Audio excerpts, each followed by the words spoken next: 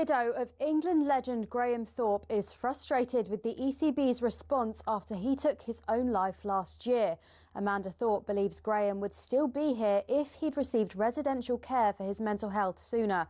Amanda says she met with ECB leaders after Graham's death but had to leave in tears. Really clear to me that he would still be alive, so it would have made all the difference.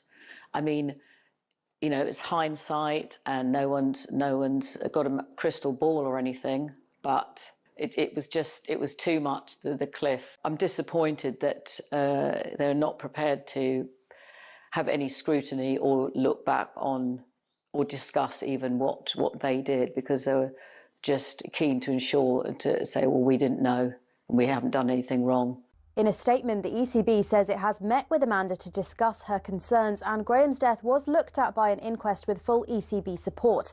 That inquest didn't criticise the way he was sacked. Amanda Thorpe was speaking to Head Before Wicket, a talkSPORT investigation into mental health in cricket. Listen now via the Following On podcast.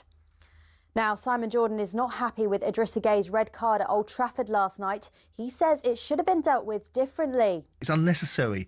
It doesn't feel like common sense. It feels like, pack it in, you two. Yellow cards anymore, even a crossword between one another, you're going off. We've also been told last night was hugely frustrating for Manchester United. A second defeat at home in the league, this time at the hands of a 10-man Everton. John O'Shea has told talkSPORT last night was easy for the Toffees' back line. All the attacking talent they supposedly had on the pitch, and they just couldn't really sustain attacks, and they were putting in, I won't say pointless crosses, but for Tarkowski and Keane it was perfect night for them because they were loving it. Tonight, Champions League action, and Chelsea legend Gianfranco Zola says their match against Barcelona this evening will have a massive effect on what the Blues can do against Arsenal on Sunday. Winning today, I think it will give a big boost to the team, to the crowd, to everyone, and it's going to be huge in confidence. All your latest is at talksport.com.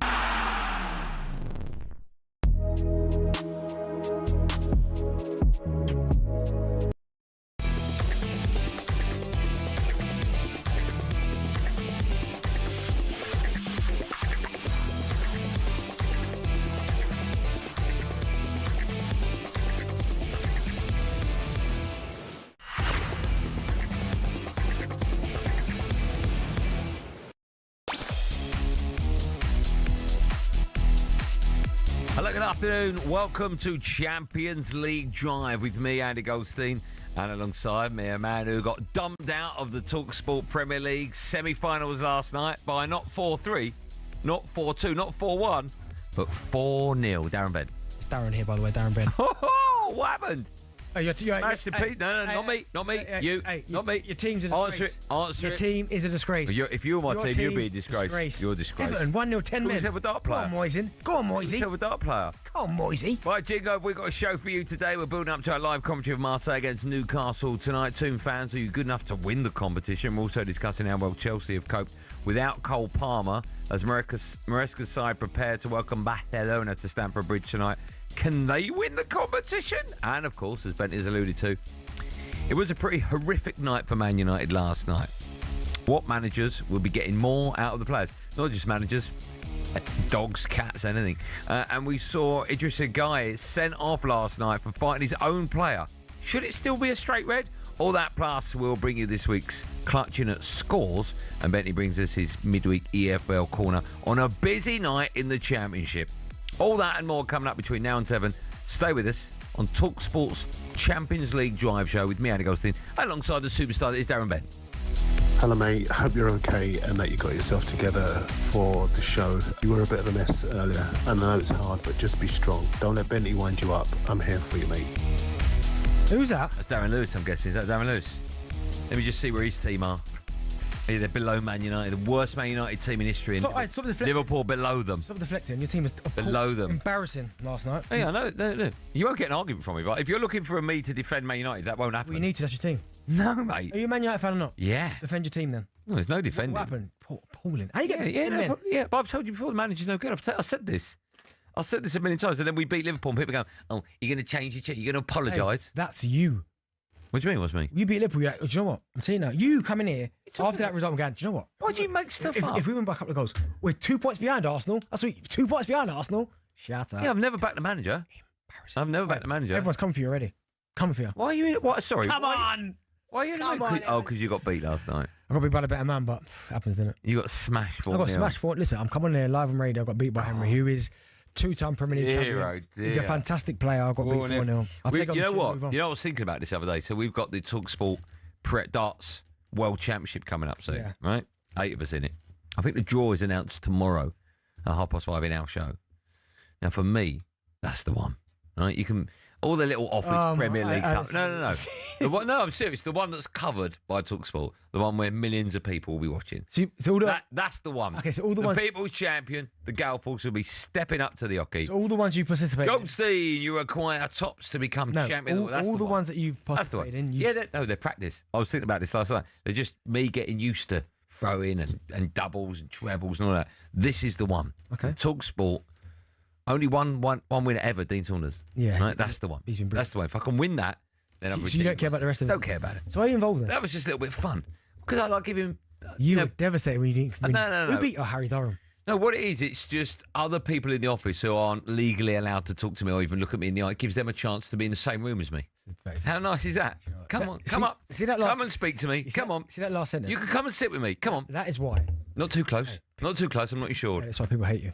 I told you.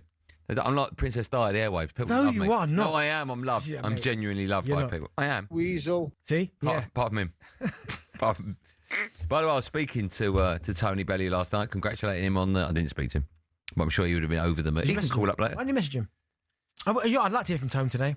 To laugh in your face. I'd like to hear from Tony. And just insult you know, he calls me... You know, I'm Tony's... I was thinking about this. You know, I'm Tony's little weasel. Mm-hmm. Well, he's my little beaver. I thought we could have the weasel and beaver. That'd be quite nice.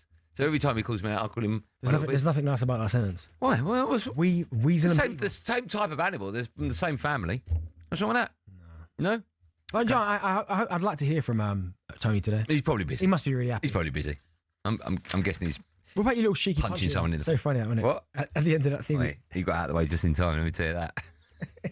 We've got a busy show. It always is busy when there's live Champions League football. I'm very excited. By the way, that game tonight at the Bridge, Chelsea v Barcelona. What a game of football that's going to be. Yeah, listen, that's going to be amazing. My dad's been a season ticket holder at Chelsea for many years, right? And even tonight, he's like, I can't wait. Yeah, that's the game. It's the game, man. That's the game. And he has seen some superstars down that Bridge, but he's like, tonight, it's just, for whatever reason... It won't be the sort of Ronaldinho, Messi level. In yes to no, but it's still like Lamine Yamal. Still, watching him play. Even Rashford coming back, and you're like... Of all the players you can come, but you come with Rashford, who's been in the Premier League for like 10 years. Yeah, but coming back. You know what I mean? Yeah, but coming back. All the players you can name. Yeah, but you know I love Rashford. You know name that. someone You know, who played the Premier League for 10 years. Looking forward to seeing Rashford. That'll be it. We're gonna kick things off in just a moment by talking about that red card last night from Idrissa Gueye. Michael Keane involved, of course. Well, Pickford involved. Just one question. Yeah. There's emails coming in. Yeah, I was wondering. Someone's asked a really good question. David, member of the public. David Marshall. Nice guy. Marshy. At 5 o'clock, is it Man United? Yes. He said that, are we calling for Amrin to get sacked? He just needs a yes or no. Well, it's open to the public. That's why we have a phony show. I'm asking you, he said. Oh. Should Amrin be Tune in 51 minutes, find out. No, should... Oh, listen, you know I'm not legally allowed to reveal what's coming up. Yeah. Well, put it like this, I won't be calling for him to get an extension to his contract. But you think sacked today? Right. Actually, you said I wait till 5. Your thing about who you take instead of him. Well, I would. We do it at 5 o'clock, all right? We do it at 5 o'clock. Yeah, that ain't happening. When we come back, we're talking about red cards from last night. So Everton and football fans, you can have your say on that. 03717 223344. That's how we begin today's show. But a reminder, of course, that Newcastle go to Marseille tonight, and it's a game you can hear live on talkSPORT.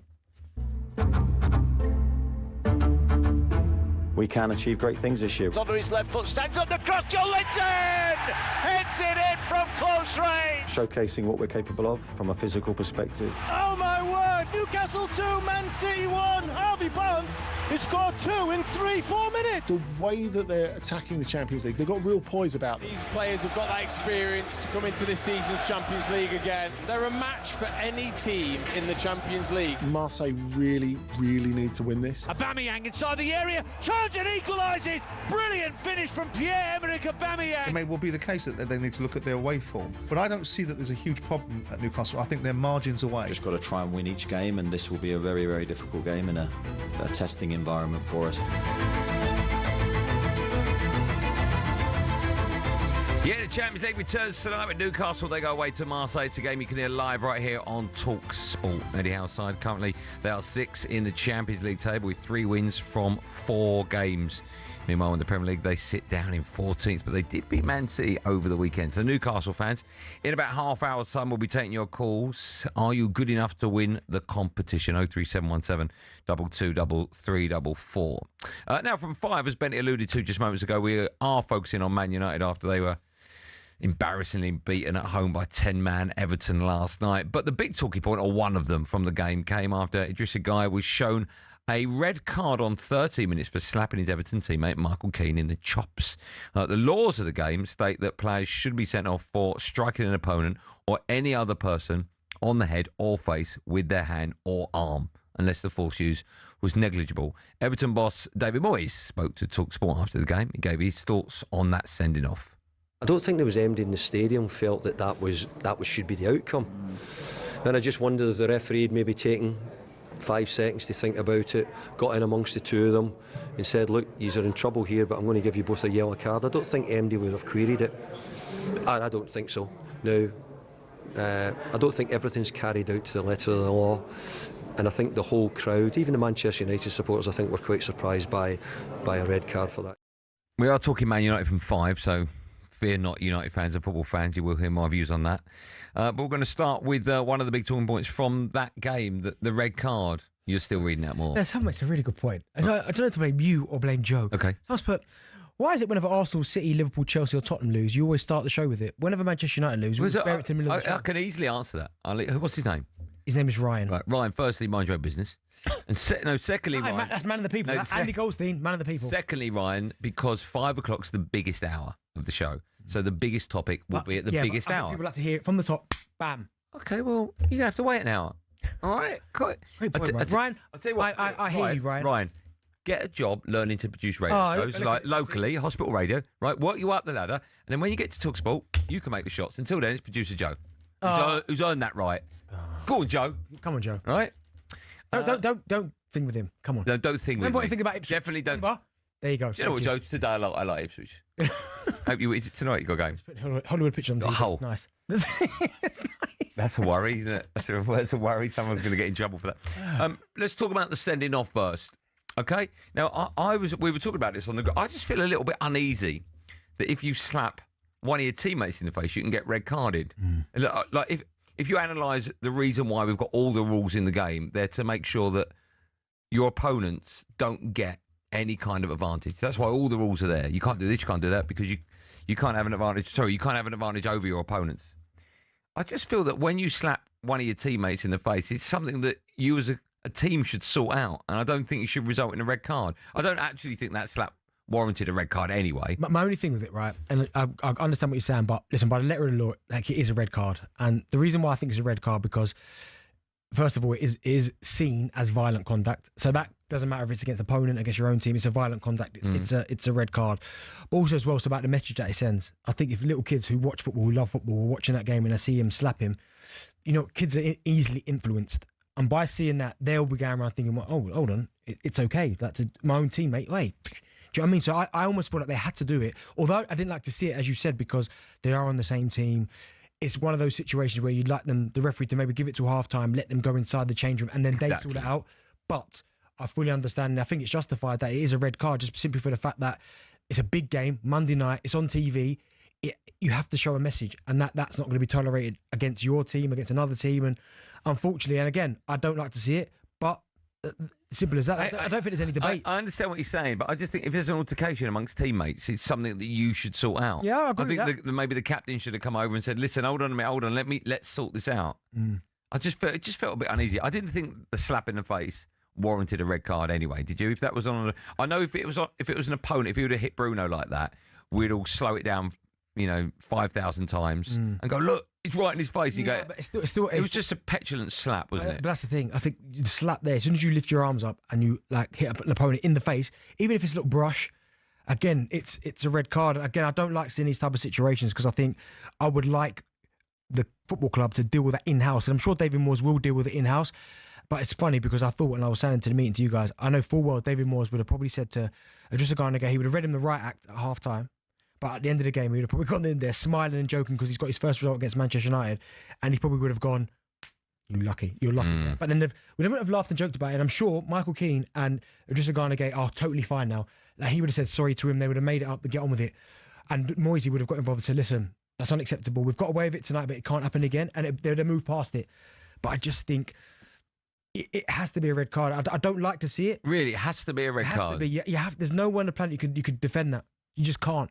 Even if it was a light slap, he has slapped him in his face. Did you, just talking to the incident itself, were you surprised it got to that? Yeah, see, that tells me, because he went from 0 to 100 rapid, there must be previous there. Yeah, I agree with that. Because that might go back to previous games where maybe a similar situation has happened, and maybe Michael Keane's had a go at Idrissa Gana Gueye, he's given a little bit back, it got sorted, and maybe just bubbling, maybe it happened in training, and then you get boiling point. I've been in training grounds where there've been bus stops, and you're turning around and they're absolutely just swinging for the hills. And who have you seen? I see Kieran Richardson have one before. He's the nicest guy. We know Kieran really well, but it felt like it came out of nothing. Like, and it's the only time I've known Kieran since we were 12 years old. It's the only time where I've gone, whoa, like, what's happened there? We turned around swinging for the fences, him and Bakuna. So that maybe has been previous, but other than that, some things like that, to go so rapid, and in that scenario, in terms of on the pitch, training grounds are a different matter. You deal with that in-house. But for it to happen there, on the pitch, that tells me that is previous. You think, without a doubt, it's a red? It has to be. Okay. I'm questioning whether or not, if it's amongst teammates, it should be a red. Imagine a kid sees it, though. Kids are watching. I know, but that's all right. I love that argument, and at the same time, I hate it, because that's not, I don't think, the reason why you should bring a law in case kids see it. Maybe it's role models. Football's. I know, but your kid should be disciplined because of how the parents treat it, not because of what he sees on the telly. Yeah, but the players should be disciplined. So if they can't control their own emotions, how are you expecting kids to do it? We'll take calls from the above. United from 5, but we're asking the question. It sounds like we're asking, is it okay to slap your teammate? I'm not asking that, but should it be a straight red? 03717 22 33 44. Sorry, Joe, look, someone's put in there, I've cancelled a meeting just to make sure I could hear Andy get nailed about last night's result. Cancelled a meeting. All right. Yeah, but that could be anything, right? Could have met his mate. Have your meeting now, because at 5 o'clock we're talking Man United, but when we come back, is it all right to slap your teammate in the face? 03717 22 33 44. Dial that. You can have your say next, live on Drive on talkSPORT.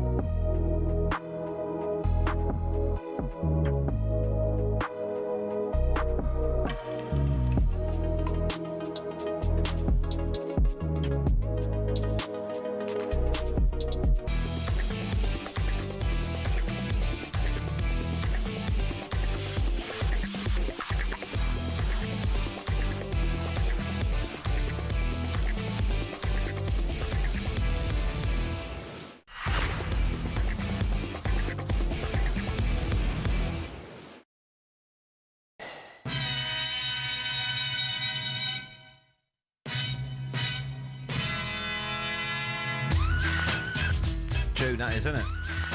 Go on. Naughty by Nature, jump around. Yeah? Work. Drive and Talk. Pack it in. Let me begin. Champions League Drive and Talk Sport, I'll have you know, with me, Andy Goldstein Darren Bent and Justy. Score yourself a stunning delivery straight to your door. Still to come, we'll be asking if Newcastle fans if they think their team are good enough to win the Champions League. Just quickly, Netflix, Bentley, will reportedly consider bidding for some Premier League rights after missing out on the Champions League. Do you know what, right? Oh, be careful what you say. No, some of these companies, right, that are worth like nearly enough trillions, billion, right? It doesn't surprise me they do that. Like, if I'm Netflix, thinking Premier League is the most marketable league in the world, right? I'm going, whatever the bid is, I'm going. Yeah. Well, I don't know why Bezos don't get involved. Mate, like, surely whoever. He could buy the Premier League, the fella. Yeah, I think Paramount have got Champions League rights now, haven't they? Yeah. Right, and I think. By the way, I love Paramount. In case of executive listening, I'm a big fan of Paramount. It's arguably my favourite streaming platform. Name one programme that's on Paramount. The fella with the hat. That's rubbish. Mobland. Okay, good one. Right. The other one with the hat. I love the one with the hat. He's a cowboy. You got a cowboy. Well, I've got a bad memory. Listen, you're talking. Not Kiefer Sutherland. What's the fella? You're talking about Landman. No, that's good. No, but what's the other one? Mate, you do know it. You know listen. No, Waterworld. He did. What was his name? Kevin Costner. Yeah. What's his one? Yellowstone. That's on it. That's on Netflix, isn't it? No, it's on Paramount. But anyway, love Paramount. Halo is on there. Oh yeah, okay. I think Halo's on Paramount. We could have our own. Hey, Mayor of Kingstown. We could have our own Champions League show on Paramount, can we? Anyway, 2027 Paramount. I think they paid 1.7 billion or something for it, right? Champions League. Bezos. I mean, he's got that back of his couch. Do you know what I mean? Look, Premier League. I want all the rights. Here's $5 billion. I love the way you spend bit was. Do you know what I mean, though? I agree with you. Like, he has got that much. I know. All right, calm down. But I mean, by the way, 124 million on Euro Millions tonight. How much? 124 million. I thought it was 143. Oh, maybe it's gone up. Is that, if I win that, you ain't seeing me tomorrow. We're going to buy the rights. Buy your trainers you got today. Right, we've got the phone lines 03717222334. Is it ever okay not to slap your mate in the face when you're playing football? Is it a red? Is it a red? Graham's an Evertonian. Hi, Graham. Hey, chaps, you all right? I'm good. I'm very well. How are you? I'm over the moon. Very happy indeed. What a result, by the way. Evertonian. What a result, Graham. I've got nothing. I've got nothing to defend my team with, I'm afraid. A bit like them last night. This is one of the things I want to mention amongst a few other views. Just, it was never a red card. Benty, you're saying about kids watching and stuff. Like, kids watch the wrestling and this, that and the other, but you don't see them going and body slamming other kids in the street or the playground. Well, they do, but that's an entertainment business, and I do see kids doing that. But the problem is you're allowed to do that because that's the sport, the entertainment business. You play football. You're not allowed to slap someone. Slap, though, was it? Well, okay, but was it a slap? I mean, it just, the game's gone too woke. But was it a slap? The rules are written by people who've never played the game to a decent level. You don't need to have played the game to know you can't slap somebody. It wasn't a slap, Benty. I mean, if it was a proper slap, then he'd have gone. I'm telling you now, if someone from Man United had done that same slap to an Everton player, you'd be throwing up the show today and saying, "Why didn't he send him off?" That is true. Yeah, but it was his own player. Well, it's still a slap. Regardless who he slapped, it's still a slap. That's the question. Do you know what I mean? Let's go to Steve. He's a Spurs fan. Hi, Stevie. How are we doing, guys? All right? I'm good, Steve. How are you today? I'm all right, mate. Benty, you need to wind your neck in, son. You know what I mean? So. A good result of the weekend, wasn't it? Yeah, well, Yeah, lovely. There's a long way to go, Benty, a long way to go. But see, when you look at it, obviously I've coached football for over 30 years, you know what I mean? But when you look at it and say, the referee's there for the rules of the game, and part of refereeing, and I know a lot of refs, they say it's 80%, Benty, common sense, 20% the rules of the game. Now, that last night was team discipline, and that is dealt with by the captain, and the manager has got nothing to do with a referee. If he hits his opponent, yes. Okay? If he hits his own guy, and you can guarantee you've been in changing rooms, things aren't going your team's way, and there's guys, why did you not pass? Why did you not do that? Why did you not pick him up? Heated arguments, sometimes it comes to blows. Okay? And I know it's in the changing room, mate, but if you left your guy and the guy scored, I could guarantee your captain would make sure that he had a hold of you. So he went, yeah, but he wouldn't slap him. Last night, it's not a red card, Benty. It is a red card. Listen, you can come in and say it's not. It is by the letter of the law. The referee applied the rules. Like if we talk about referee inconsistencies. When they don't make decisions, we come in and slaughter the referee. The referee does his job last night, which is to send him off for a slap, regardless how soft it was. It's still a slap. It's still classed as violent conduct. So he has to go. He's there to implement the rules of the game, Benty. And that's the rules. You can't slap anyone. It's not. Listen to what I just said to you there. He's there to implement the rules of the game. Team discipline, okay? So you've got two players fighting, okay? Obviously, it was a bad pass, right? I think that part doesn't get mentioned. It was a bad pass. He wasn't happy about it. He had a word with his teammate. Who you talking to? Bang, bang, bang. And that's it. That's up to the captain, mate. It's not. No. Ill discipline is if you're late or something. Coming to blows is ridiculous. Yeah, the rules are you can't raise your hands. No. To someone else's face. And that is a red card. We hammer referees for not being consistent. He does it. No, he has to abide by the letter of the law. He has to. But my argument is, if it's a teammate, I don't think that should be a red. But it's currently a red. Imagine it's just a guy goes whack. Yeah. That's a red, right? I know, but he didn't do that. No, but it's still violent conduct. Yeah, that is. But when you're teammate. If I slapped you on air now, not like he did. Why would you do that? I'm just saying, right? Why would you do that? I'm getting the sack. I don't think you are. Mate, if I slapped you like I don't think you are. Mate, I'm in trouble. Give me the scenario why you're slapping me. Because you. I don't think you are. I think it's me. It's fine. Oh, you're right. Joe's funny. Right. It would be funny. Go and try it then, big boy. Right, come on, guys. Get HR on the phone. Ow! Still to come, we'll be asking Newcastle fans if they're good enough to win the Champions League. And Stephen Bunting joins us in just a moment as well, talking arrows, I imagine. First up, it's time for No Googling. Ahead of Newcastle's trip to Marseille, it's live on talkSPORT tonight. We want to know, who is the highest French scorer in Newcastle's history? Oh, that's a great question. Trebian, if you can get that right. If not, the answer is coming your way right after this. Stephen Bunting, lots of Champions League chat. And from 5, we're talking about my team, the mighty Manchester United.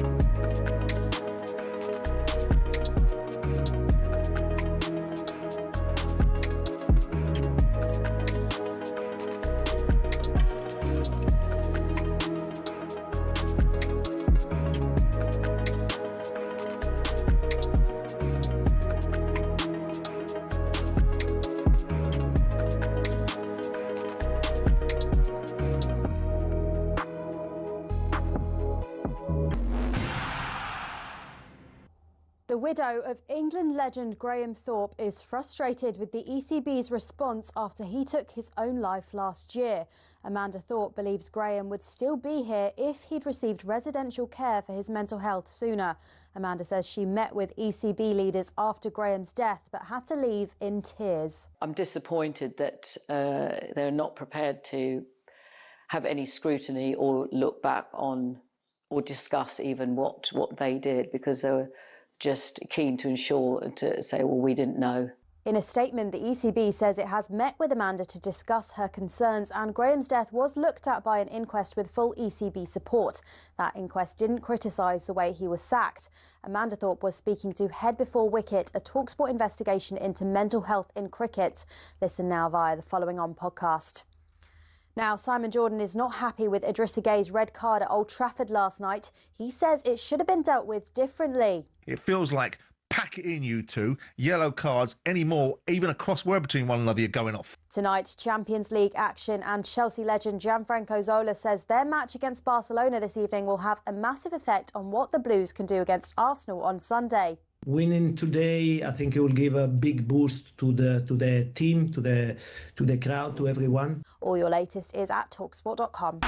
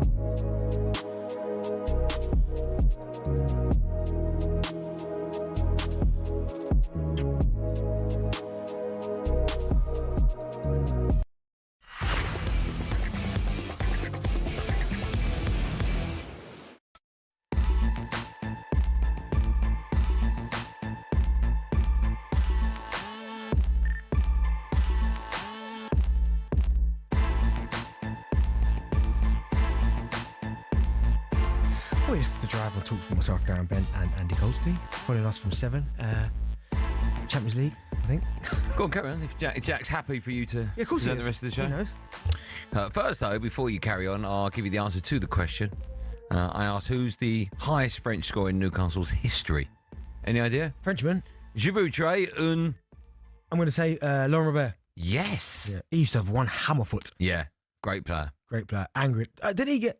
No, you're Spy you're thinking of. No, you kick the holdings. No, do you remember when he hit a shot, Laurent Robert, I think it was, and he hit Olivier Bernard on the side of the head? Yeah, and he went down. I know, it's awful, isn't it? Awful. How many goals in how many games? I'd say he got about 47, 48 goals. 32, 181. Okay, decent. Not a bad return. Still to come, we'll be asking if Chelsea are better with or without Cole Palmer. Now, following us at 7, you can hear live commentary of Newcastle's trip to Marseille. They're currently 6th in the Champions League. With, 3 wins from 4 games. Meanwhile, in the Premier League, they are down to 14th, but of course beat City at the weekend. Eddie Howe, the manager, has been speaking to the media ahead of this one. He discussed his side turning up in big matches. We have played well in one-off games, both home and away. We are looking for that consistency in performance. We're looking at that feeling you have when you know you're going to perform. It's not in doubt, and we've had that for a long, long time. This is probably the first time since I've been here where there's that element where you're hoping we perform and we bring everything together. But from past experience this season, there's no guarantee. What do you think the reason for the difference in Newcastle's form is in one competition to another? Sometimes, it's always hard to pinpoint the exact reason, even like their away form compared to their home form. Obviously, we know St James's Park is an absolute fortress in terms of the atmosphere, but it's away from them. They've just been a little bit inconsistent as well in the Champions League. But they've got. I back Newcastle, not to beat everybody, because that'd be ridiculous, but I give them a great shot against anyone at home. Yeah.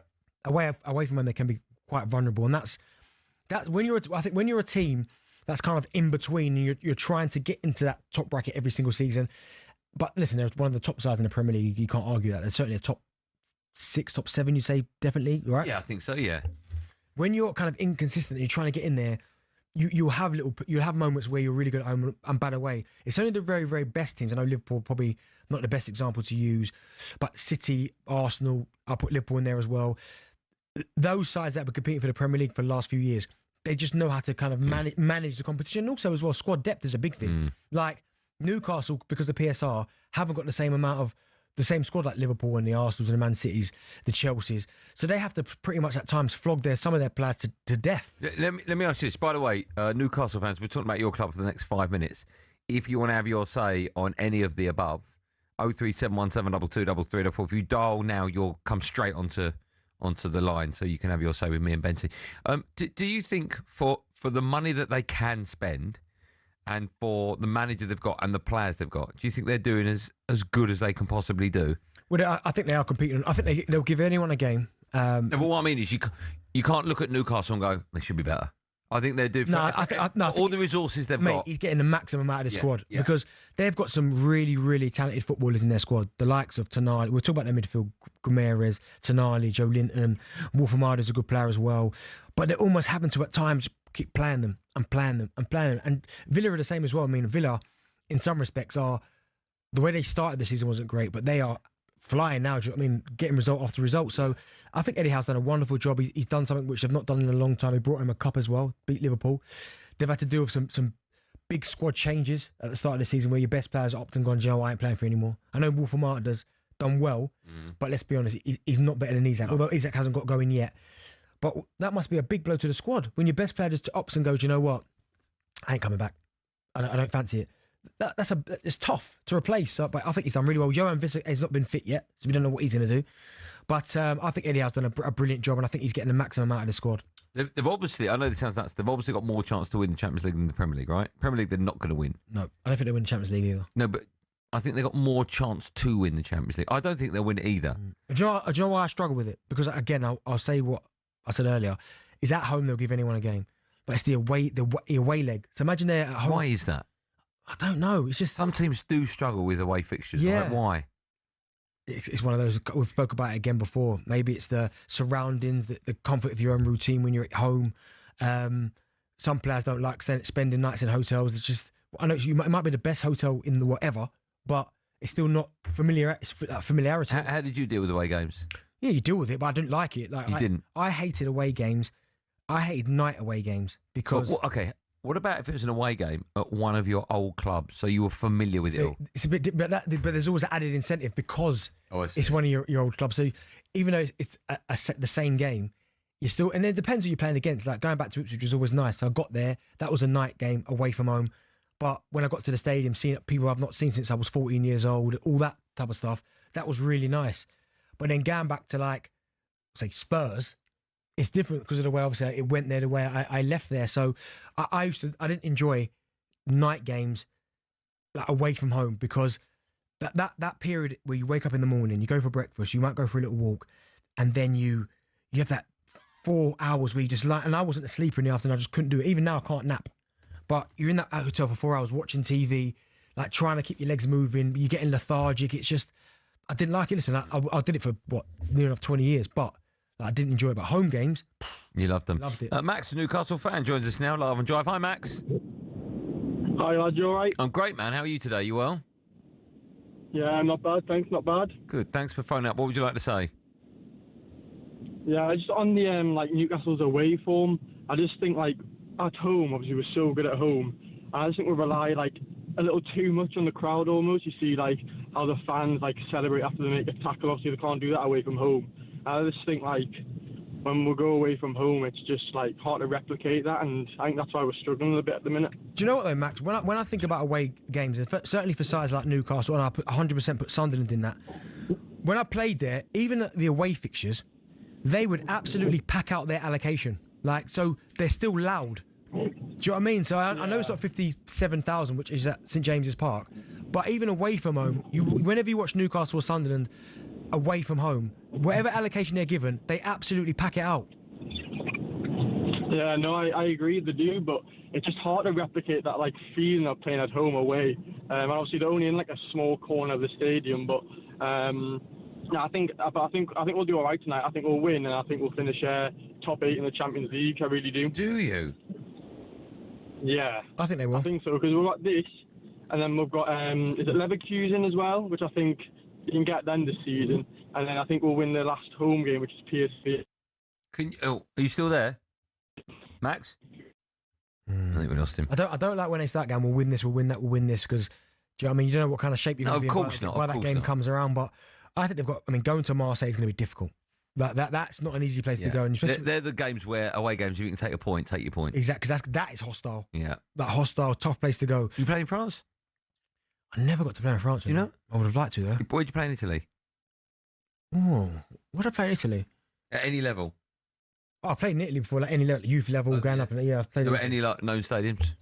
In Italy? Yeah. No, I travelled with Ipswich to San Siro when we played UEFA Cup. Did you? Yeah. You sit on the bench?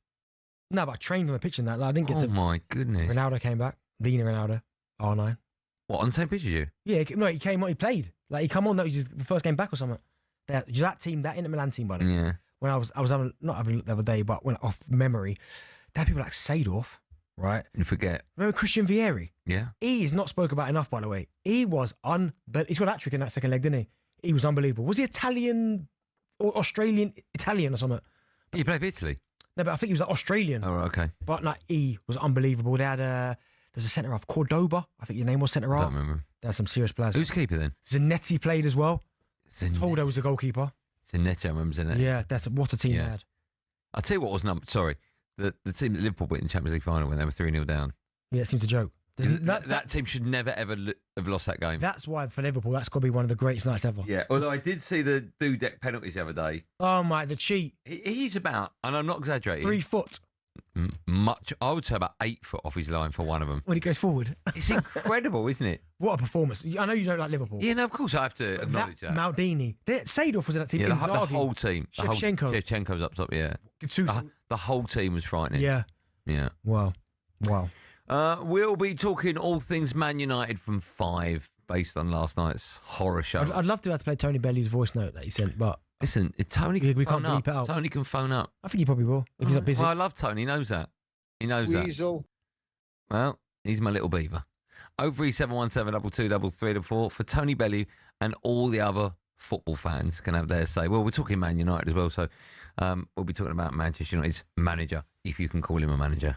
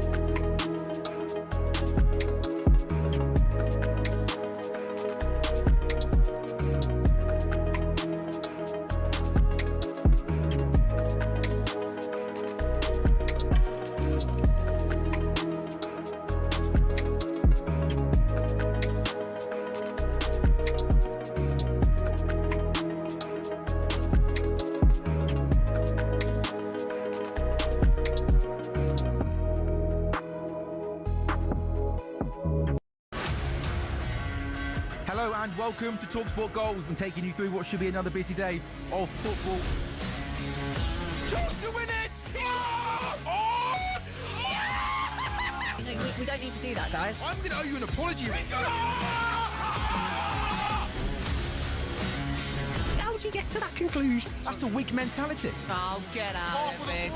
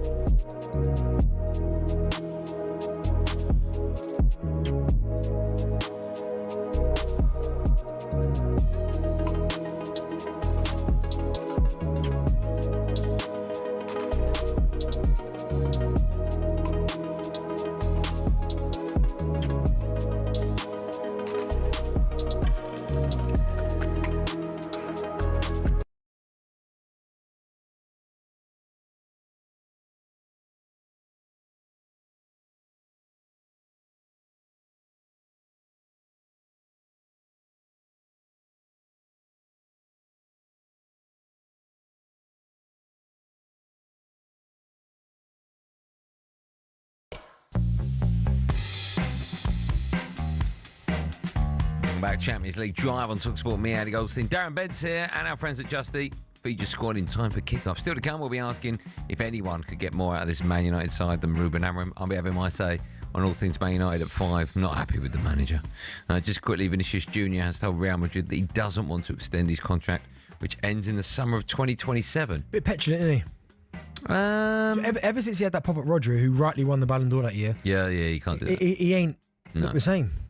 Liverpool have already held concrete talks over a move for Bournemouth's Semenyo. Who have they had those talks with, though? That's what I don't know. Probably his representatives. Yeah, maybe. Good player. What's Liverpool getting? Well, is he centre half? No. That's what they need. We're all talking Man United from 5, the Man United side, but one lucky listener can have his say now. He's one of my favourite people. No, don't give it all that now. I told you I love Tony Bellew. My little beaver. Let's say hello to Tony Bellew. Hi, Tone. Listen, Weasel, there's nothing beaverish about me, but there's everything weaselly about you. Now, let's just be brutally and totally honest. What happened to your club last night, mate? Your manager is absolutely clueless. Yeah. You're 100% right. Firstly, we take nothing away from Everton because it was an unbelievable victory. 10-man, any team with 10 men that wins at Old Trafford, fair play. But yeah, listen, I'm going to talk in detail about my team from 5, but I've never been convinced with the manager, Tone. I think if you've got a team at home and you are playing against a team that have had a player sent off and you don't change anything, especially 3 at the back, you don't try and overrun the midfield, you don't change formation, you don't change who you've got trying to knock the goals in when you can clearly see it doesn't work, then for me, that manager isn't the right man for the job. He's been there 12 months now, Tone. We've won 12 games in that time. That's just not good enough. I actually think he's probably a very good manager, but he's dealing with a lot of different people's problems. The amount of managers you've had in and out the door, directors of football, different parts of the club moving everywhere. You are a perfect show of how not to run a football club, mate. But because you can't keep sacking managers, mate. And you've had some of the best managers, and how are you still failing? But Tone, let me ask you, right? Tone, you know your football, obviously, right? All jokes aside, you know your football. Oh, Tone, you know your football. No, we're having a proper chat. We're having an adult chat, right? Right. We'll go back to the love-hate thing in a minute, right? But here's my question to you: is that when Ange Postecoglou was in charge of Spurs and he never had a plan B, we would come on this show and Spurs fans would find it's a joke. He hasn't got any other clue other than what we do. I think only one team has won the Premier League playing 3 at the back. That was Chelsea. So from 92, so it's 33 years. It's only happened once. You look at last night's performance and he's changing absolutely nothing. I don't understand why anyone thinks he can do that job with the players he's got. I just don't get it. Listen, I get last night it's a tough one because for 77 minutes, mate, Everton have got 10 men. And for you not to make a change, it's ignorance, if I'm being honest. But you've got to look at it this way. Your start of the season has been far better than most other seasons I've watched you. So, but listen, it's not about you lot, is it? You're failures, mate. Since Alex Ferguson left, it's just been all over. But last night was the icing on the cake, mate. Go in there. Iddy getting sent off after 13 minutes, we just feared for the worst in that away end. But I'll tell you what, we partied and partied and partied. It was just like a New Year's celebration when we dominated there. Oh, it's nice you had a cup final last night. I appreciate that. No, mate, it's not. I mean, listen, I said before, we were expected to get bounced every. If you look at my social media posts I've just put on, we've got all the receipts from all you Mancs giving us hell, giving us this, giving us that. We're going to thank them. We're playing great football at the minute. Ruben Amorim's worked out the system. He's worked out absolutely nothing. I'll tell you who's worked out the system. The king, the messiah that is David Moyes. That's who's worked.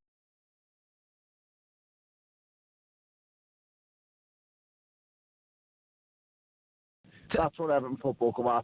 So instead of everyone going on about Spurs and being spanked by Arsenal, people just need to start putting some respect on my club's name, because everyone's forgot Everton are a massive club. We are a big club, and we are on our way back, mate. I genuinely believe it. Everton Football Club has got a big opportunity here to get into Europe.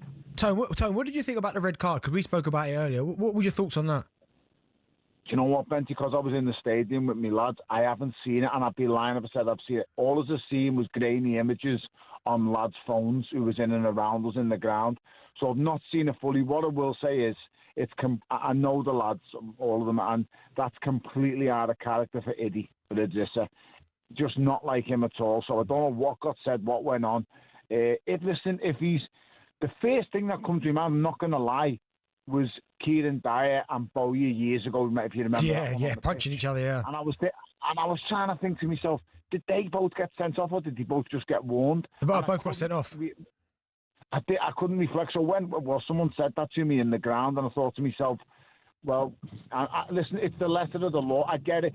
I wish a referee could just have a bit of common sense and drag one of them to try and go, hey, you're making a fool of yourselves here, what are you doing?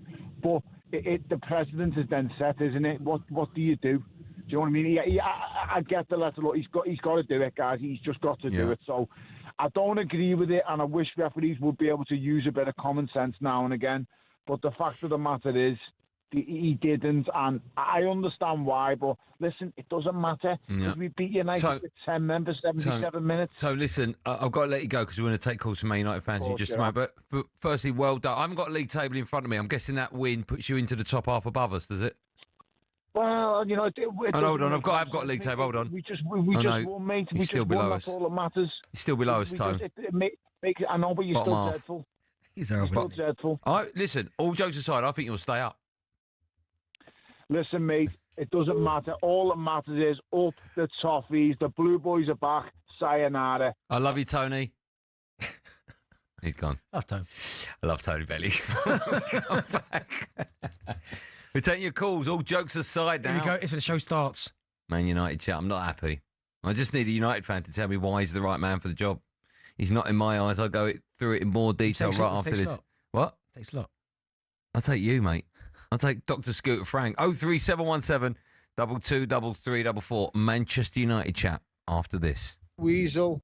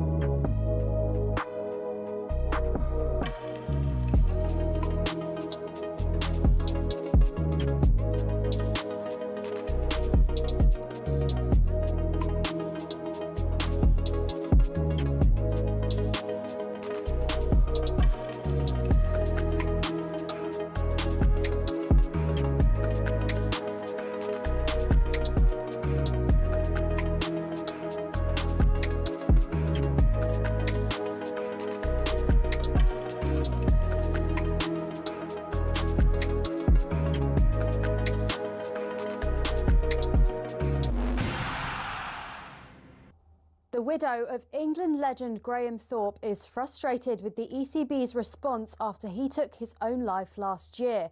Amanda Thorpe believes Graham would still be here if he'd received residential care for his mental health sooner. Amanda says she met with ECB leaders after Graham's death but had to leave in tears. Really clear to me that he would still be alive. So it would have made all the difference. I mean, you know, it's hindsight and no one's got a crystal ball or anything, but it was too much, the cliff. I'm disappointed that they're not prepared to have any scrutiny or look back on or discuss even what they did, because they were just keen to say, well, we didn't know and we haven't done anything wrong. In a statement, the ECB says it has met with Amanda to discuss her concerns, and Graham's death was looked at by an inquest with full ECB support. That inquest didn't criticise the way he was sacked. Amanda Thorpe was speaking to Head Before Wicket, a talkSPORT investigation into mental health in cricket. Listen now via the Following On podcast. Now, Simon Jordan is not happy with Idrissa Gueye's red card at Old Trafford last night. He says it should have been dealt with differently. It's unnecessary. It doesn't feel like common sense. It feels like, pack it in, you two. Yellow cards, any more, even a cross word between one another, you're going off. We've also been told last night was hugely frustrating for Manchester United. A second defeat at home in the league, this time at the hands of a 10-man Everton. John O'Shea has told talkSPORT last night was easy for the Toffees' back line. All the attacking talent they supposedly had on the pitch, and they just couldn't really sustain attacks, and they were putting in, I won't say pointless crosses, but for Tarkowski and Keane, it was perfect night for them because they were loving it. Tonight, Champions League action, and Chelsea legend Gianfranco Zola says their match against Barcelona this evening will have a massive effect on what the Blues can do against Arsenal on Sunday. Winning today, I think it will give a big boost to the team, to the crowd, to everyone, and it's going to be huge in confidence. All your latest is at talksport.com.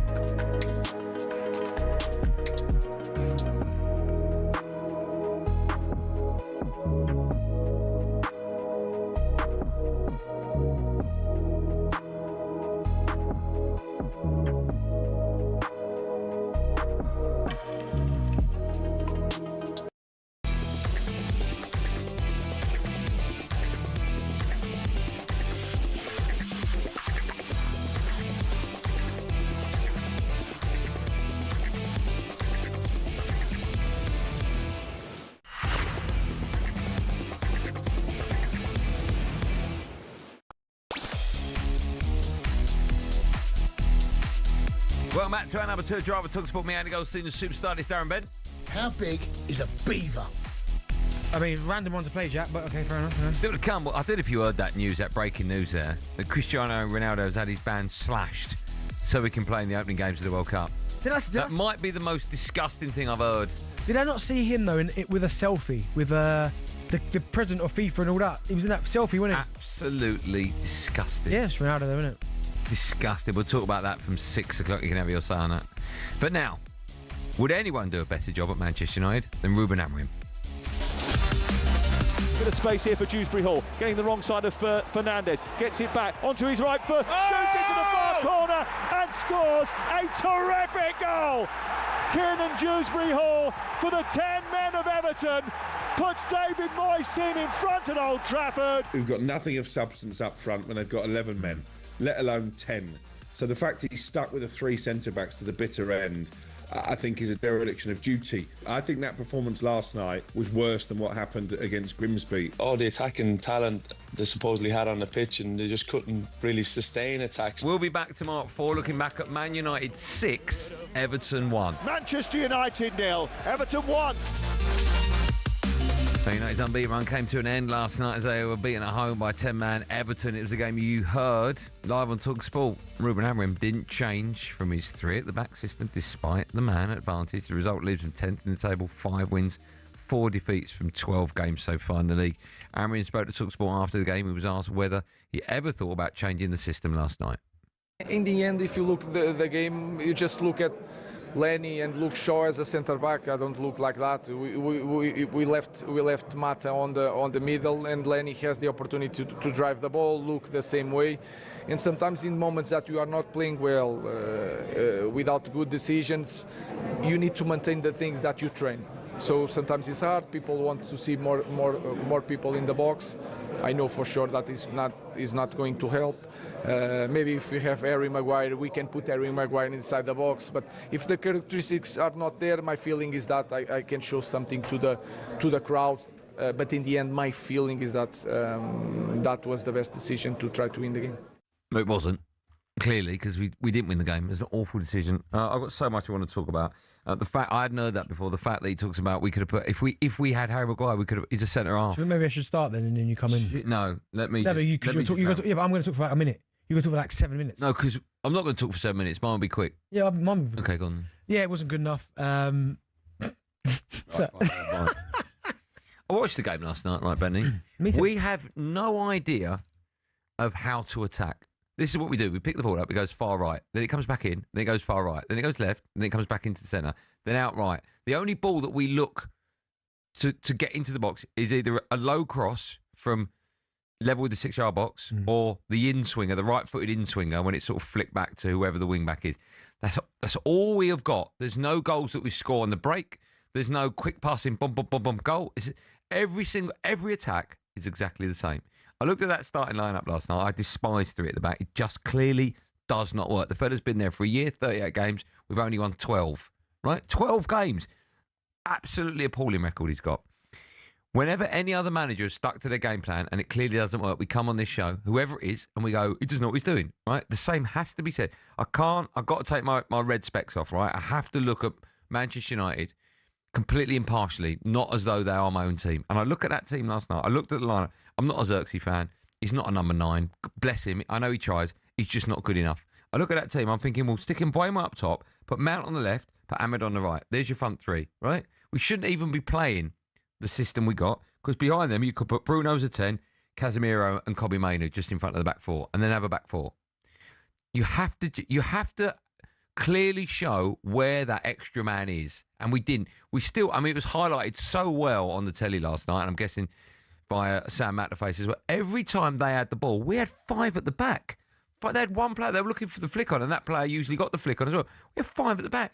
Now, why is it that every football fan watching that can clearly see there's no point playing 5 at the back? Commentary, no point playing 5 at the back. Yet the manager constantly sticks to it. 5 on average, 5 at the back does not win you league titles. It doesn't win you World Cups. I mean, you guys can play 4-3-3. You're not winning no title. What? You lot can play 4-3-3s. It doesn't matter. No, but also, hold on, let me finish. Let me finish my rant. Have we not seen 4-3-3 before, United? Let me finish my rant. Right? We might have seen 3 at the back doesn't work. Right? There's no evidence in the history of him being at Man United to suggest 3 at the back works. It just doesn't work. Why is he continuing with it? And any good manager worth their salt, if a team has a player sent off, that manager will make changes, boom, like that. And all of a sudden, we'll use that extra man advantage to our advantage, and then we'll go on and score at home against 10-man Everton, and we don't score. I'm sorry, it's inexcusable. I just don't see people phone up and go, we're not a sacking club. We're not like that. We need to stay with it. We're going to go through the bad times before we are in the bad times. It's not getting better. It's not getting better. Man United 10th again. My only thing is about you playing 4-3-3 that we've seen that before, and you still haven't got to where you'd like to be at. But the fact that he wants to play 4-3-3, I thought he'd look a bit better. 3, you mean 3? 3 at the back, sorry. I thought you'd look a bit better.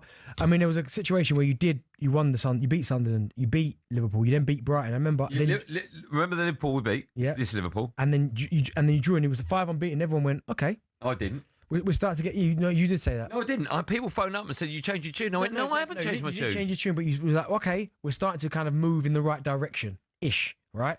But last night was a prime example when you came back to earth. I mean, you look at the game last night, you're right. Everton, 10 men for as long as they did. At Old Trafford? Yeah, and you didn't. There was a time where if you went down to 10 men at Old Trafford, and I know it's not the same Manchester United, it was a case of how many? How many do they get? But even like the shots on target, you had 25 shots, 6 on target. Like, you're not really, I mean, you had 3 big chances. Xerxes' header was a great opportunity, but a great save from Jordan Pickford. Like, Everton barely got anywhere near your box.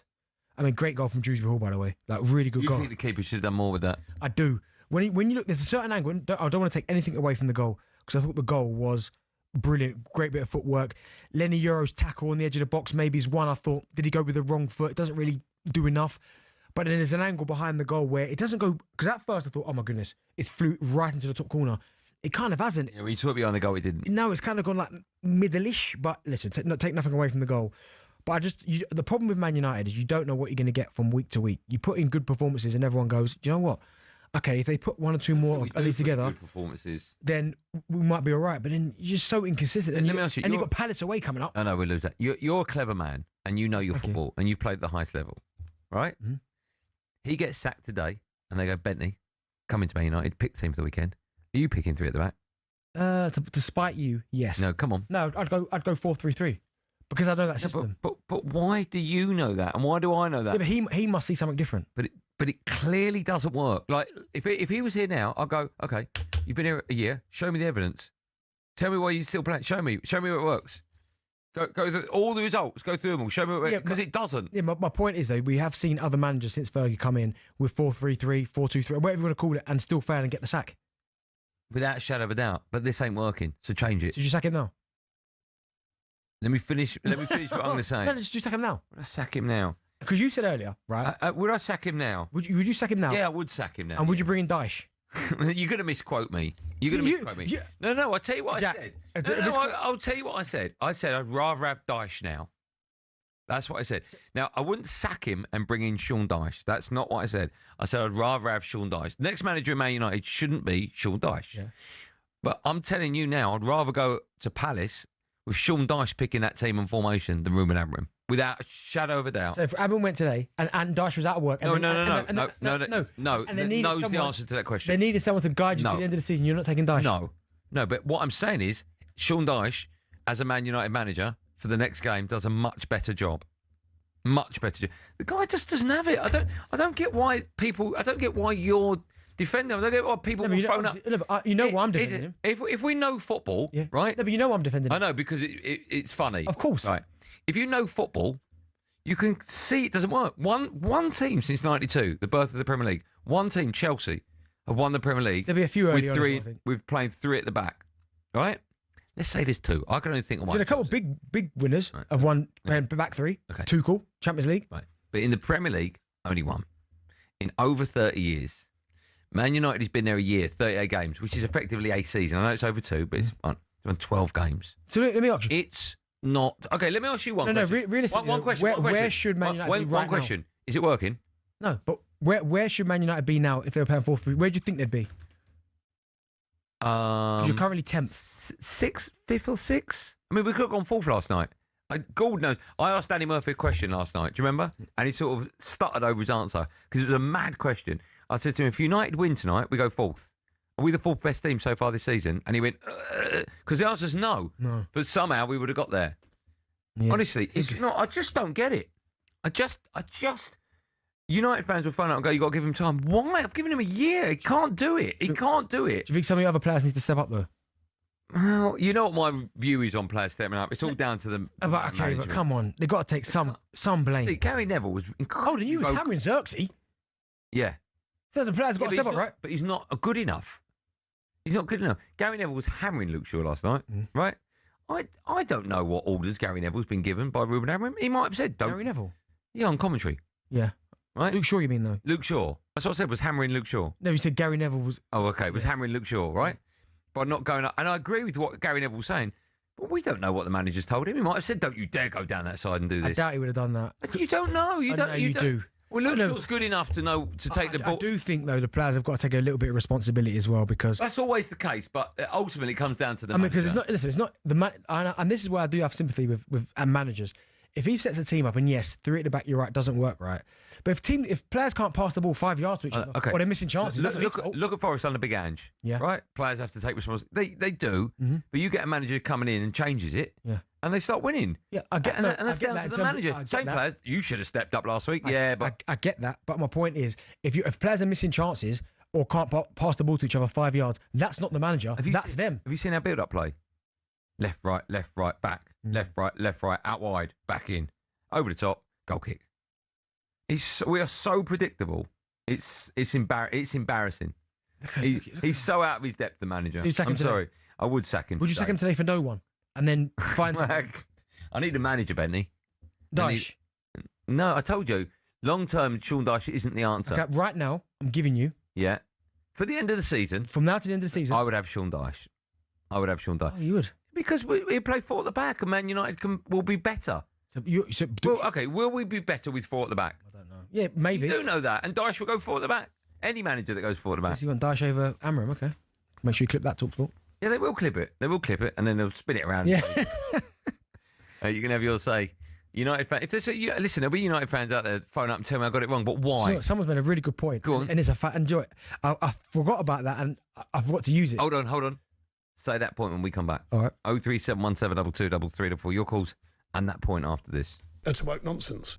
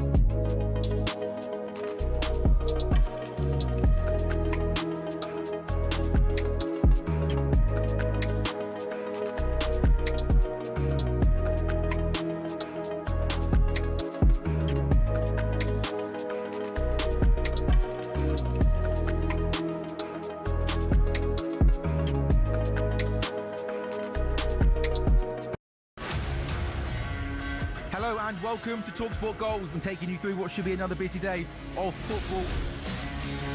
Chance to win it! Oh! Oh! Yeah! We don't need to do that, guys. I'm going to owe you an apology, Rick. How would you get to that conclusion? That's a weak mentality. Oh, get out of it.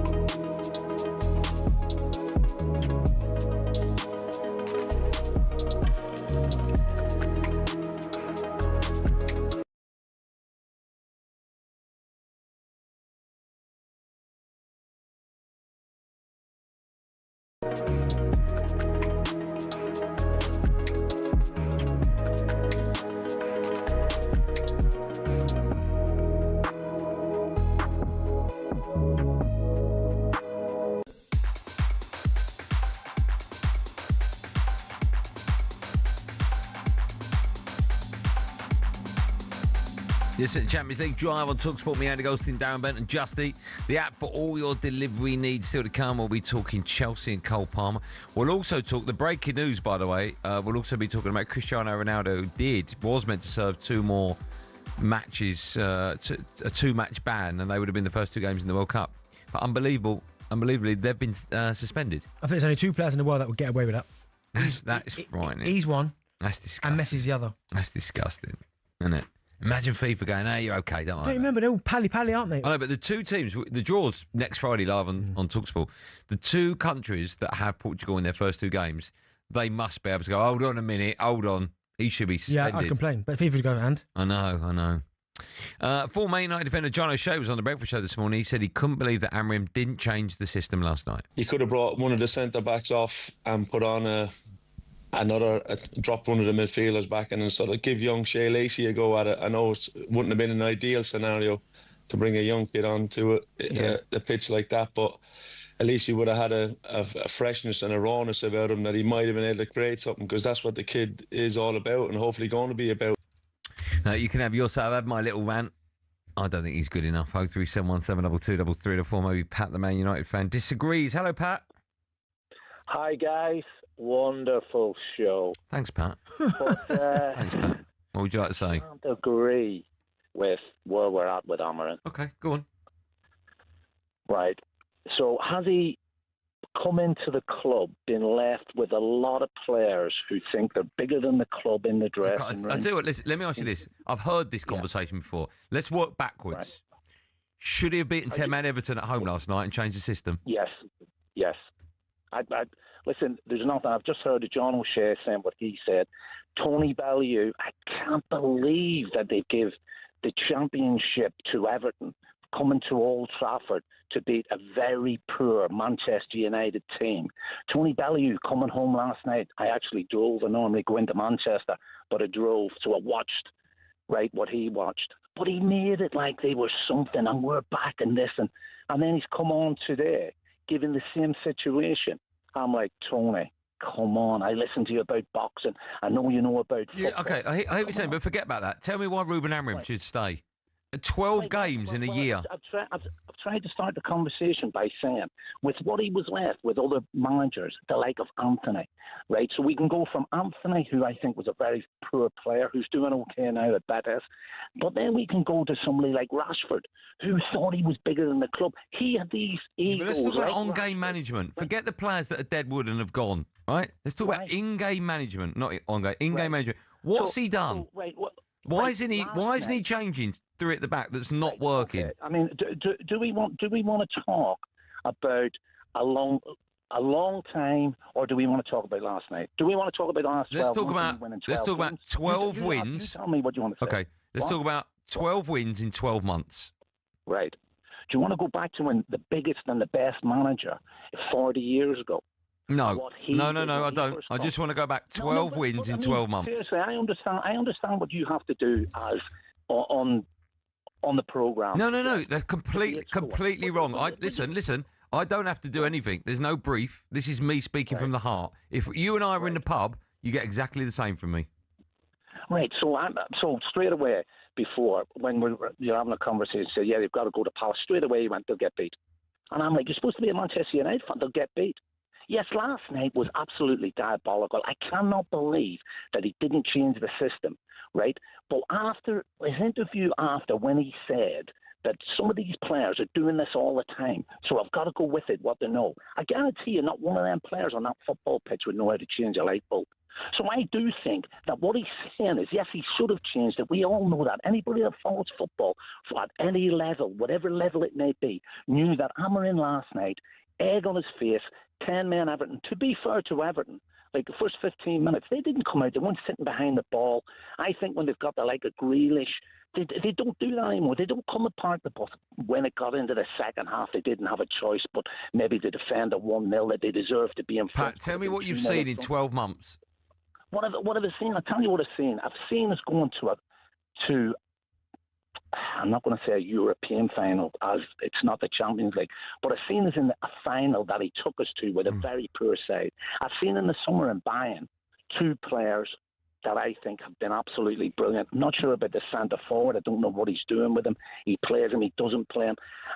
But I've seen him get rid of some of the dead wood. He is dead wood to get rid of yet, and I want to see in January so can I ask, who we go for. So can I ask, you're keeping him because he's got rid of dead wood, not for footballing reasons on the pitch? Well, okay, let me ask you the question then. Are we better than we were last season? No. We're not. You cannot say that. No, people were talking about us turning the corner. I didn't believe in the last 6 games. Sorry? I haven't seen anything this season. It gets me excited. Have you? Okay, so 90% of people who follow football have turned around and said, Manchester United are turning the corner. Now, don't get me wrong. Where'd you get that stat? Juggernaut trying to turn a very sharp corner. Where'd you get 90%? Because there's more people than you saying. I mean, all you want to do is slag Amorim off. No, but where'd you get 90%? You're talking about getting Sean Dyche in. No. Again, you misquoted me. I said we'd do better with Sean Dyche because he picked 4 at the back. You turned around just now and said, I would sack him and get Sean Dyche in to the end of the season, and you said, at Palace, he would pick a better team than Amorim would pick. Yep. I mean, he can't be totally... Well, he can't be worse. Well, he couldn't have been worse than last night. Last night, I bet you Sean Dyche don't lose 1-0 against 10-man Everton. No, I don't think so. I don't think there's a manager. I don't think there's a manager in the Premier League, or even if you want to go into the Championship, would have lost that game last night if they've been in control of United. But we can't keep going on about last night. You know, I mean... Pat, listen, I don't want to be rude and cut you off. I've got to go to an ad break. I've really enjoyed talking to you. Let's talk on Monday after we've played Palace. I would love to do that. Okay. It's a date. I'll speak to you on Monday, Pat. Thank you very much. Thanks, man. I could have spoke to Pat all afternoon. They play for it at the back and it works. Yeah, they do. And they're very good at it. And that's Glasner, that, by the way. There you go. There's your answer, right? So it is the manager. Still to come, we'll be asking if Cristiano Ronaldo should be allowed to play in the first 2 games of the World Cup. Because FIFA have said he can, even though he's got a 2-match ban. Absolutely disgusting, that is. Time for no Googling. We want to know before last night, who was the last player to be sent off in the Premier League for fighting his own teammate? That's not what you think. No, I know it's not them. By the way, see if we can get Piers Morgan on. I wonder what he thinks about Cristiano Ronaldo being allowed to play. Eh? I bet he thinks he's fine. Absolutely disgusting, that is. We'll talk about Ronaldo from 6. Allowed to play. Cleared to play by FIFA. Absolute joke.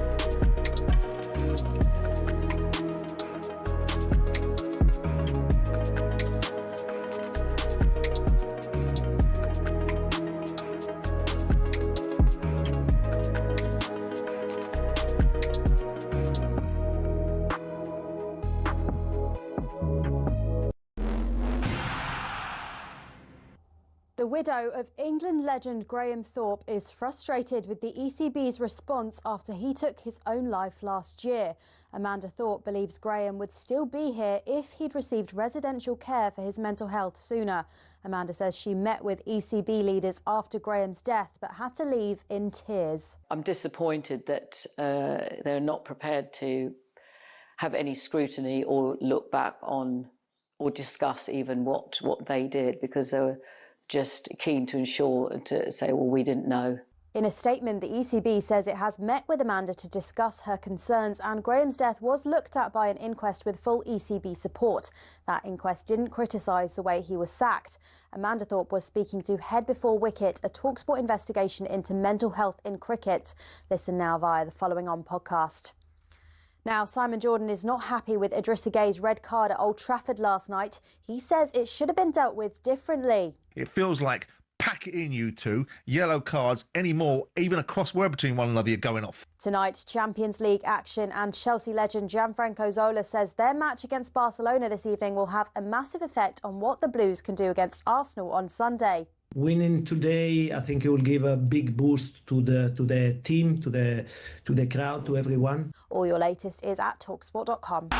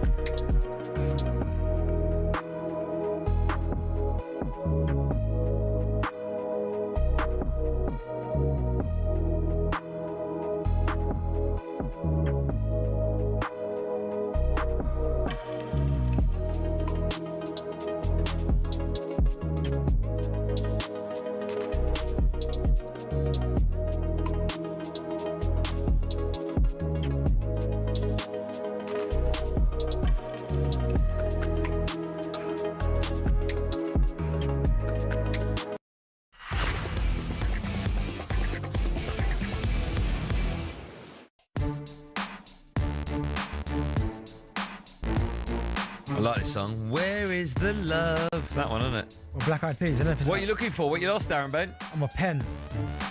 Where is it? Where was the last? That's what people say. Where was it the last time you had it? Do you remember that?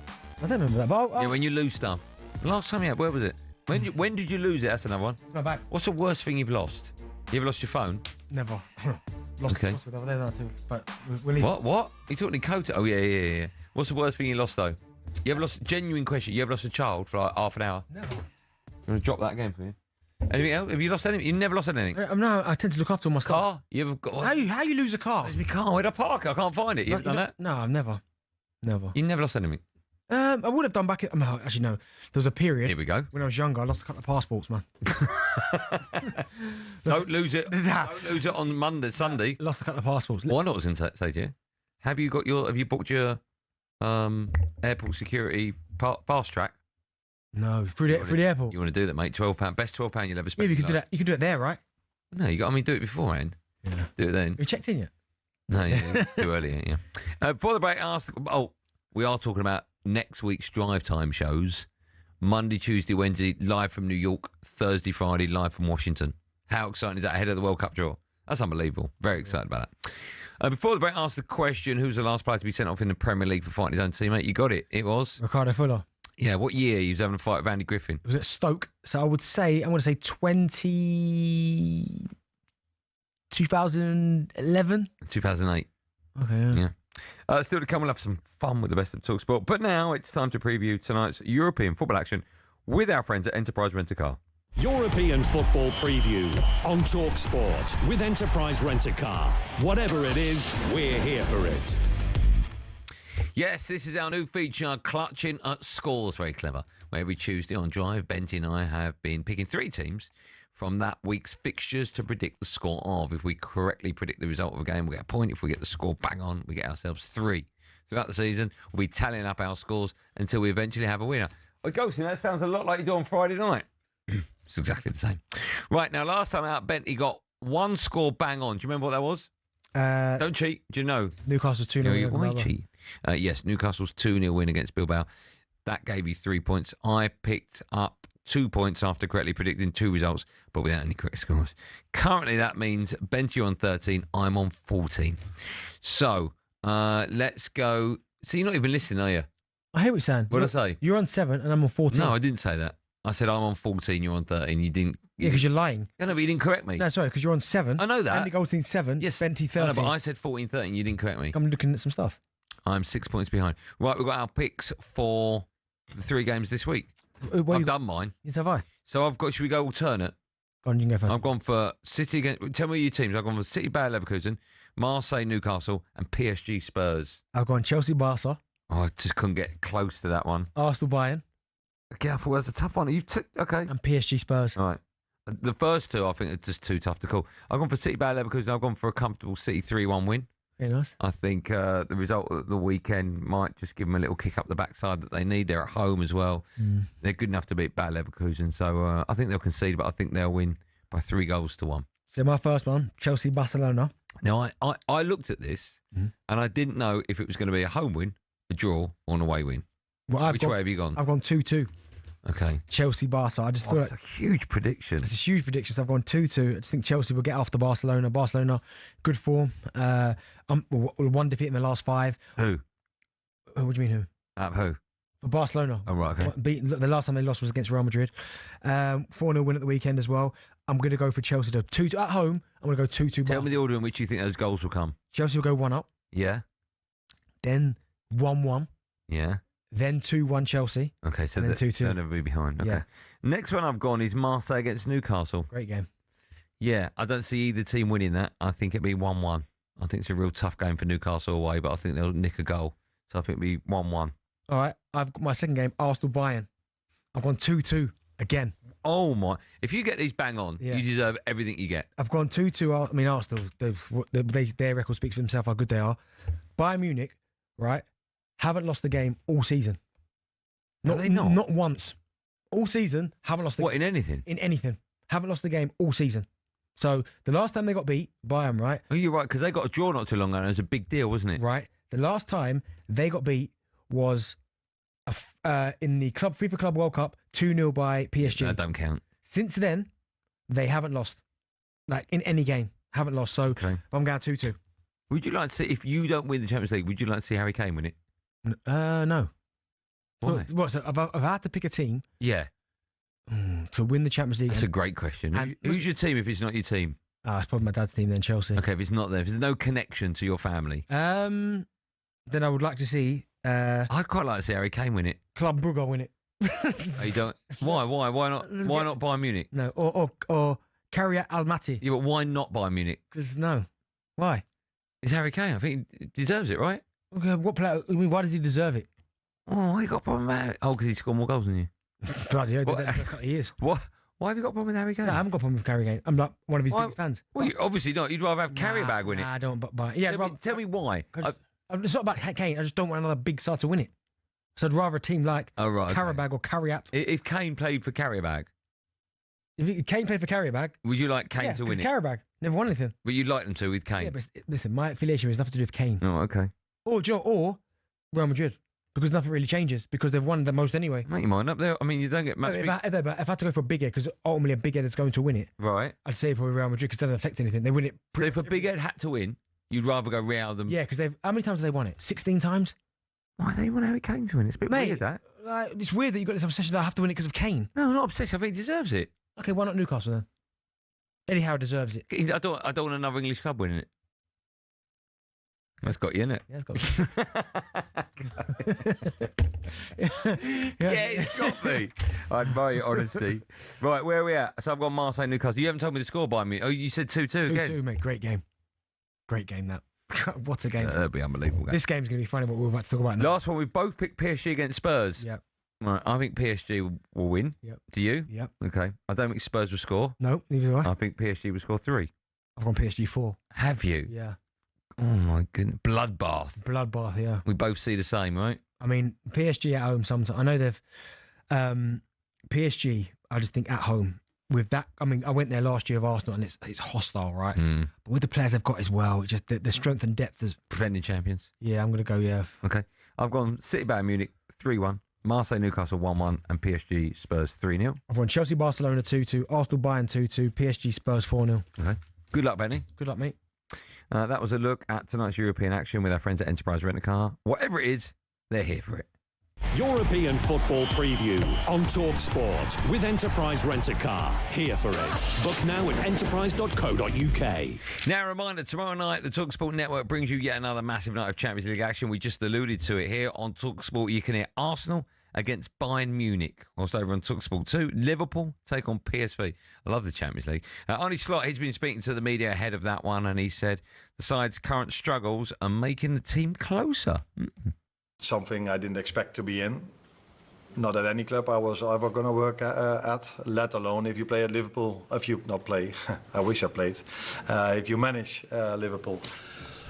So that is unbelievable. I've said many times over here, you cannot find, if you even can find an excuse, you will never find enough excuses to make it that you perform like this. So that's unexpected for the club, for me, for everyone, and. But I'm also working at a club. If there's ever a club you need to face this, maybe this is the best club to face it, because the harder it gets at a club like this, the more we are together, the more we are trying to achieve the things that Liverpool usually achieves. I mean, every game for Liverpool is massive, but this one against PSV, got to win that, right? Yeah, we have, yeah. They've got to win that. Yeah. Reminder, you can hear both Arsenal and Liverpool in action across the talkSPORT network. Just download the talkSPORT app so you don't miss a thing. Still to come on Drive Time, we'll find out what Ben Fletcher gets up to in his spare time. I had to stop because I fractured my wrist. No, I don't really want to know the answer to that. We'll also find out what the legend Tony Bellew was talking about here. Listen, you little legs, calm it down right now, mate. Blimey. We'll also build up to a huge night of football across the talkSPORT network. Champions League football is back. Yes, it is, and it's back tonight. We'll have all team news for you in the last hour. When we come back, the best bits of talkSPORT in what we have decided to call, oh yeah, the best of talkSPORT. Weasel.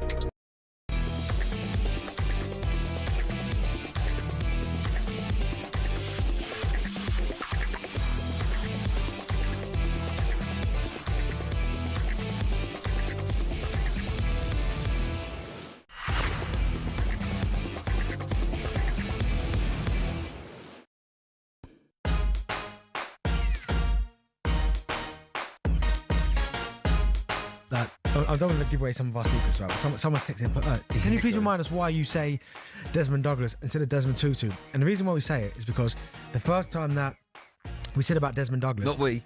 me, people were like, it's Desmond Tutu, like losing, like there's not bigger problems than that. I think the score will be 2-2 or Desmond Douglas. Yeah, and people are losing their minds. So then from now on, we say Desmond Douglas. It's 2-2, yeah.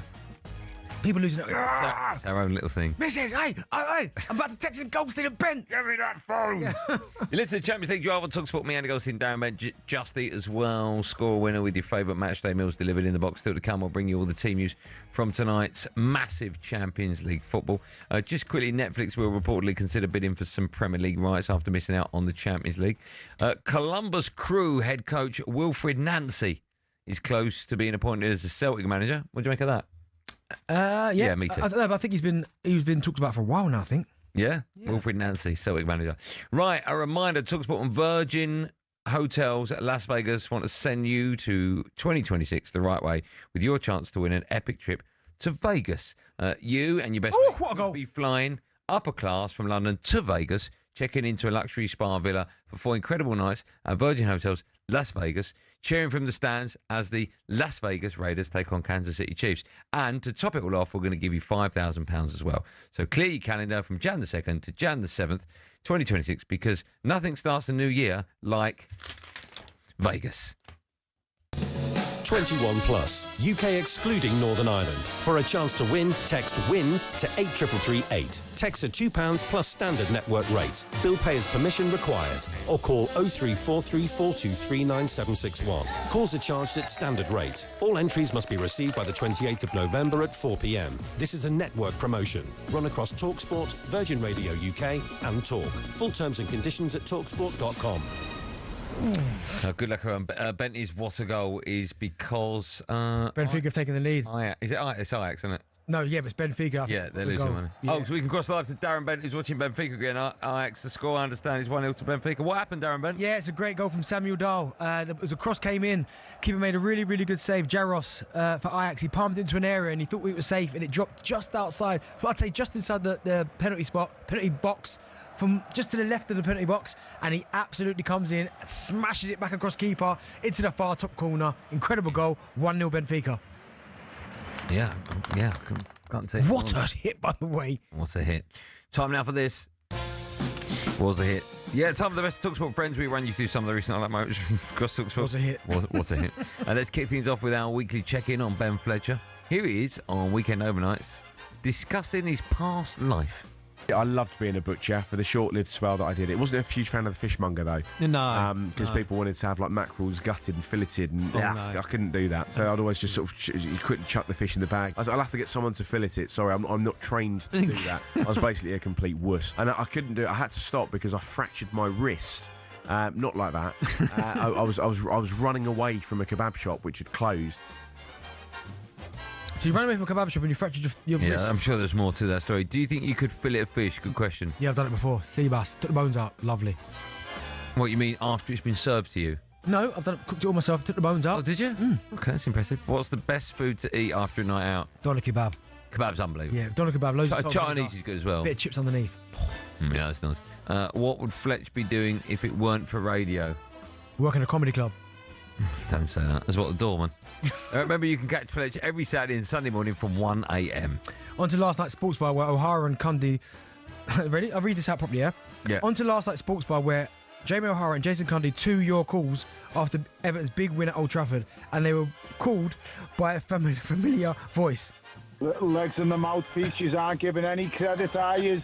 He said, that's all you have done is talk about Spurs doing Spursy things. That's all you have spoke about so far.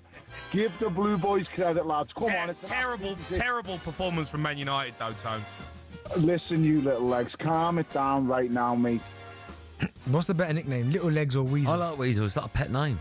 Yeah, I like Weasel. It's nice. How would you get on with a night out with Bellew? Does he drink? Is he a boozer? I don't know. I think we'd have fun.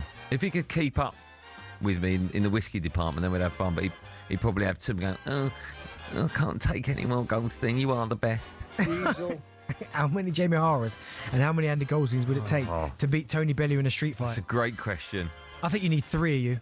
No, that's not enough. I reckon. Is O'Hara a tough boy?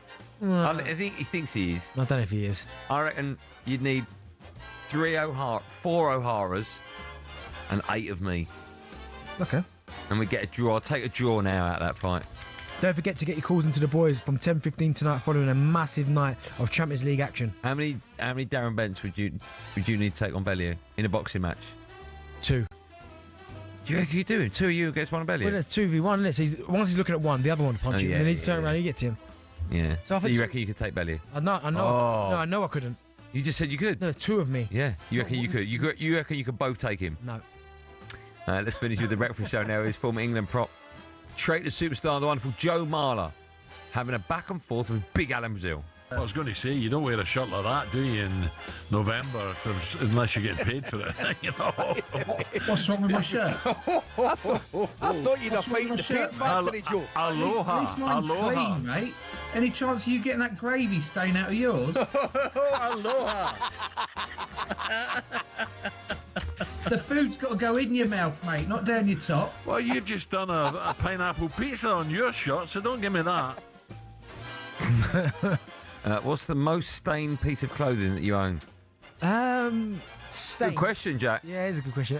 Most stained. Yeah, I don't know. Not what? Probably a t-shirt somewhere, boxing. A t-shirt or something, maybe. Who's the worst dressed person you've ever met? Oh, the worst dressed. Cundy's quite bad. He is, but he wouldn't be the worst. I mean, Harry Durham's bad, isn't he? Yeah. Harry Durham's appalling. He is appalling. Appalling. Yeah. Who's someone from talkSPORT that would be terrible on traitors? Jack would be terrible on that. Jack would be awful on that. No, I think Jack would be alright because people would trust him. So that'd be the thing. People would trust him. No, but he'd be like Alan Carr. We just wouldn't be able to hold it in. I think you'd be bad. Oh, did he win it? Did he? Oh. I think you'd be bad. What, on traitors? That'd be amazing. I think people would just keep voting so you got out. No, I told you. People love me. People don't. They do, mate. Look, have a show of hands. Big Hour returns at 6 a.m. tomorrow with Ray Party Parlour. Make sure you download 21 minutes to go. The podcast with me and Cundy, where this week you can win £1 million if you play the Euro Millions and you win. What are you talking about this week? What are you talking about this year? Snails? This year? This week? No, we're talking about overrated England strikers. They do, don't they? We do talk about that. Jack, you listened to it, didn't you? You like it, Jack, didn't you? See, he loves it. You just said it was terrible. No, he didn't. He didn't say that. How much should I bet? £1,000. All right. Jack, do you say yes or no? See? See? Give me £1,000. That was easy. Of course, you can find all of our shows on talkSPORT app. We can swipe between talkSPORT and talkSPORT 2 and all the other stations in every moment. When we come back, we'll have team news for you out of a big night of Champions League football. And on the breaking news that Ronaldo has been cleared by FIFA to play in the first 2 games of the World Cup. We'll be asking you, is that an absolute joke and a liberty? 03717 22 33 Disgusting, that is.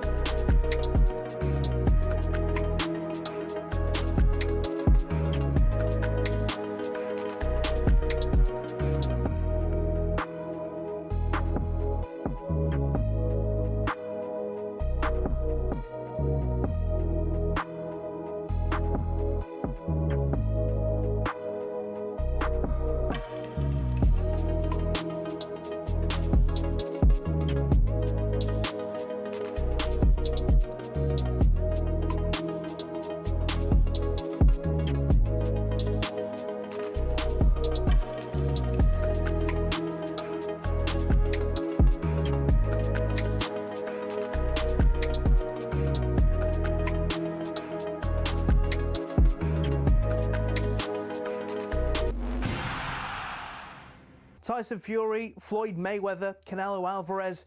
Just hearing these names makes you think money and the hundreds of millions of dollars, pounds or Saudi riyals in boxing.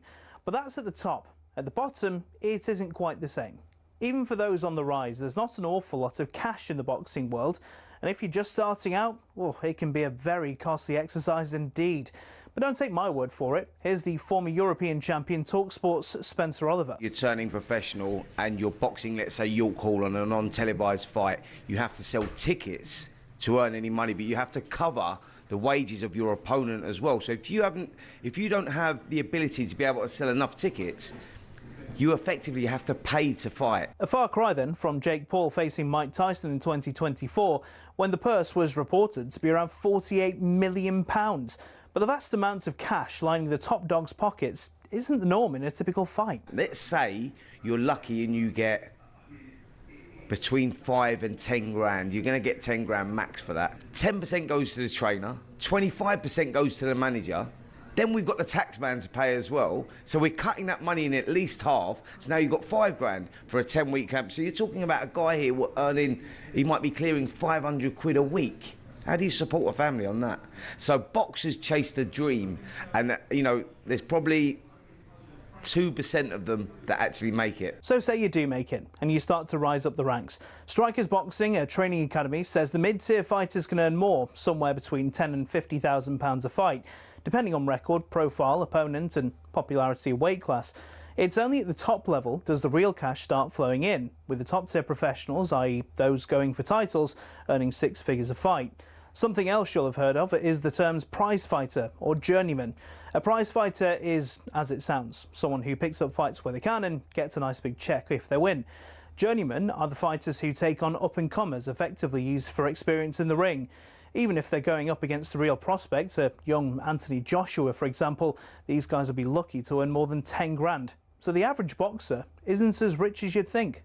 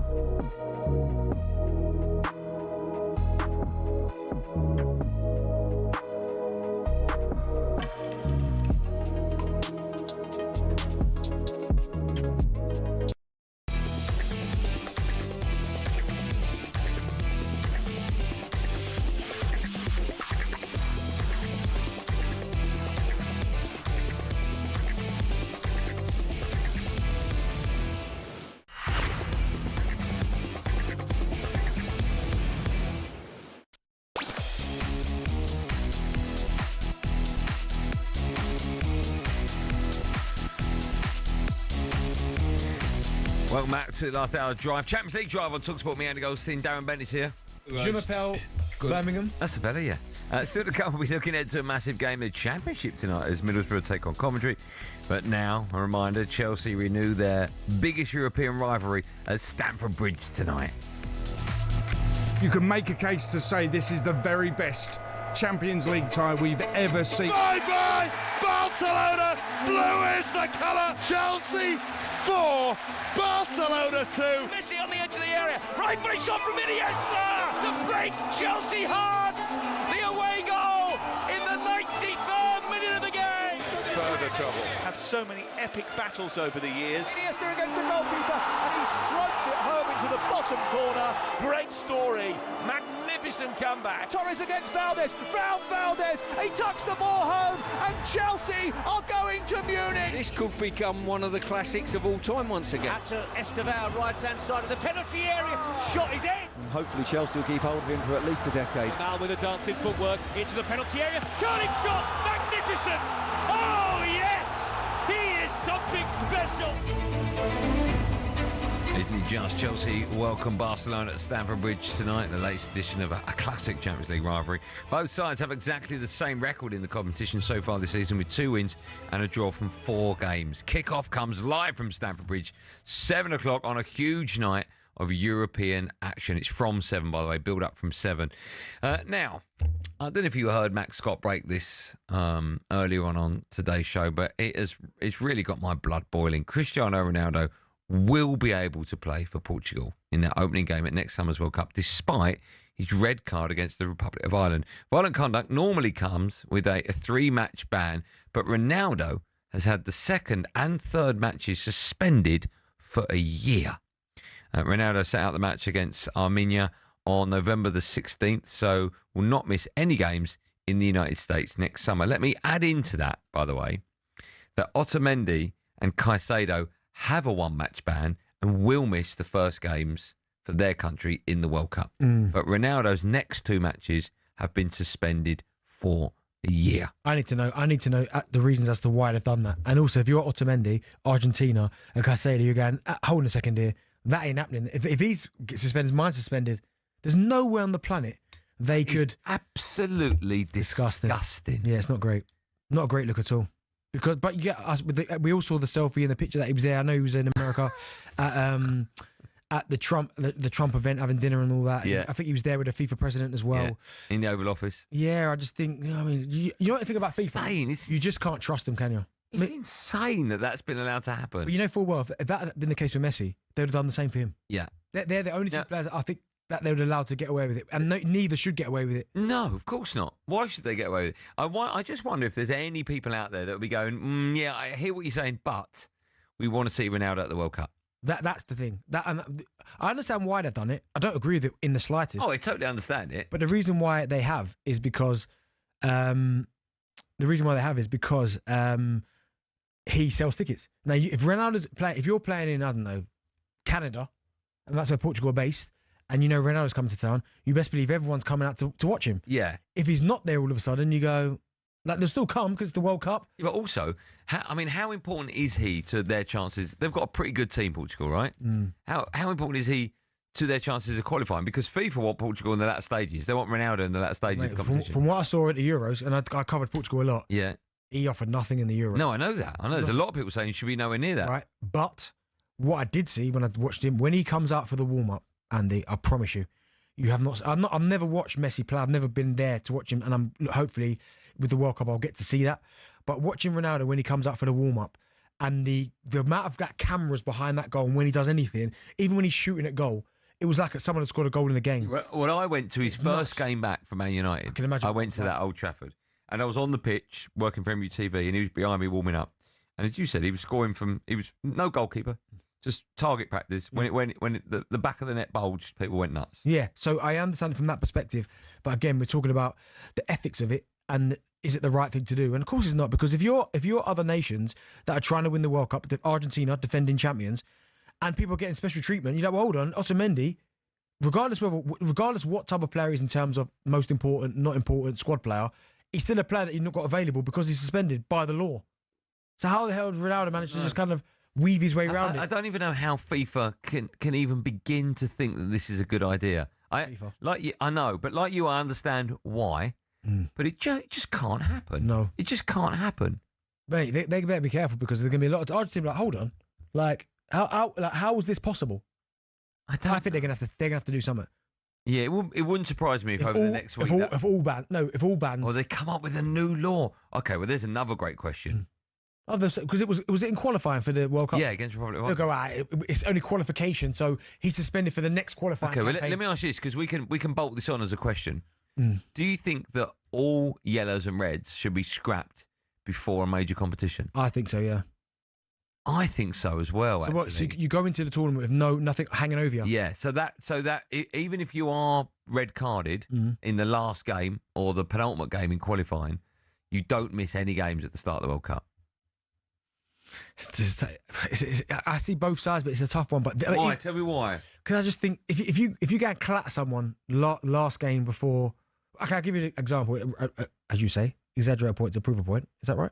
Yeah, it's Cundy's line, but I use it. Yeah, I'll say it's yours. Right. If I snap someone no. Why are you so violent all the time? But I snap someone last qualifying campaign before the World Cup. Yeah. And they're a key player for their nation, and he can't go because I've snapped him, but I can go, but I'm not being suspended either. That's a bit unfair. That's a good point. Do you know what I mean? Well, I'm exaggerating a point to prove a point, as Andy Goldstein would say. But in the World Cup, there is a stage. I think it's quarterfinals onwards. Joe would tell me if I'm wrong. That everything previous is scrapped, right? Mm. So if you've got a yellow card hanging over your head from the last 16, when you get, I think it's the last 8, all of that goes. So everyone starts the quarterfinals on zero. On zero. Yeah. I mean, yeah, that's right. But again, this year, but some players just not govern themselves. But some people have got so much power, and Ronaldo being one of those, Messi being another one, and rightly so. Those guys have been the best players of our generation for quite some time. But still, if you start doing that, like you've got to abide, because these guys are legends, right?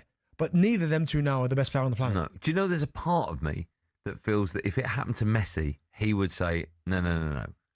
I've been banned for a reason. Nah.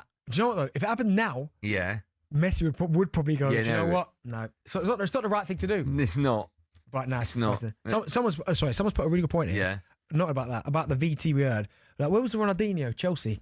Dino in the comments. Oh, we don't make them. I mean, people think literally Dino. we do everything. Nothing to do with us. Oh, that was We've my nothing to do. I'll put your case forward. Thank you. Joe's a Man United fan. Hi, Joe. Joe? Man United fan? Hello, can you hear me? Yes, are you Joe? Hello? Yes, can you hear us? Oh, yeah, I can hear you. Yeah, hi. Okay, are you Joe? Yeah, I am Joe, yeah. Hello, Joe. How are you? Yeah, very well, thanks. How are you doing? I'm good. Is this the first time you've used a telephone? It is, actually, yeah. Okay, well, you're doing really well. Thanks for listening to the show. What's your view on all things Ronaldo being allowed to play now? Yeah, I mean, I'll just echo exactly what you just said there. I mean, I'm a big Messi fan myself. So hearing this news is pretty upsetting, to be honest, because, I mean, you know, from the last World Cup, I was hearing a lot of, you know, talk about Messi saying he's favoured by FIFA for whatever reasons. But then to see this happening, it's just completely, I don't know, yeah, very frustrating, to be honest. And to also echo what you were saying and what Benty was saying there, I honestly don't know if this really favours Portugal either, because watching them in the qualifications, watching when he's suspended and not playing, you know, that's when they're the most fluid, in my opinion. Didn't they score 9 without him? They scored 9 without. I don't think that was the first time either. I'm pretty sure they scored. There was 2 games where they scored 9 without him when he wasn't playing. And that just can't be a coincidence, in my opinion. No. What about? Do you think all yellow and red should be scrapped going into a major tournament? I think yellows. I've always had a problem with, you know, yellows kind of collating over games. But I think red cards, I'm not sure if you can scrap that, if I'm honest, especially if it's violent conduct, like what Ronaldo did. Like, it wasn't like he, you know, got 2 yellows in a game and brought a red card. He got a straight red for violent conduct, which feels like it should be, you know, that's at least a 3-game ban. Yeah. Well, it usually is. Yeah, but now it just seems to be 1. Yeah. But the other 2 are suspended. All right, well, listen, you've done well. A, being able to use a phone for the first time, and B, phoning us, Joe. Well done to you. I'm a recruitment consultant, so I should be good at this. You should, I don't think you need to be a recruitment consultant to be good with a phone. That's just a day-to-day activity that everyone should be good with, right? But you've done well. 10 out of 10 for using the telephone. Well done, Joe. Cheers, thanks. Have a nice day. You too. There you go. So anyone can pick up the phone and dial in. Exactly. Yeah. I'd like to know if anyone out there actually thinks it's the right thing to do. You'll get some, 100%. The guy's got that many fans. But rather than just say, because it's Ronaldo, give me a reason, right? There can't be any logical reason. No, there can't be. In terms of, but he sells tickets. No, it can't be that. I think it's disgusting. We'll take your call. Should Ronaldo be allowed to play in the first 2 games of the World Cup? 03717 22 33 44.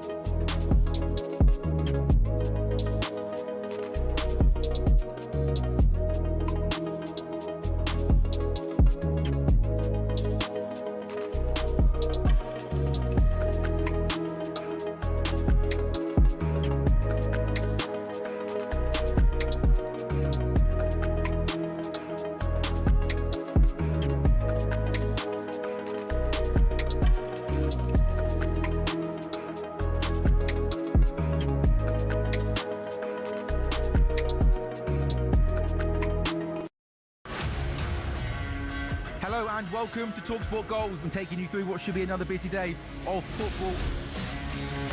Chance to win it! Oh! We don't need to do that, guys. I'm going to owe you an apology. How would you get to that conclusion? That's a weak mentality. Oh, get out of it.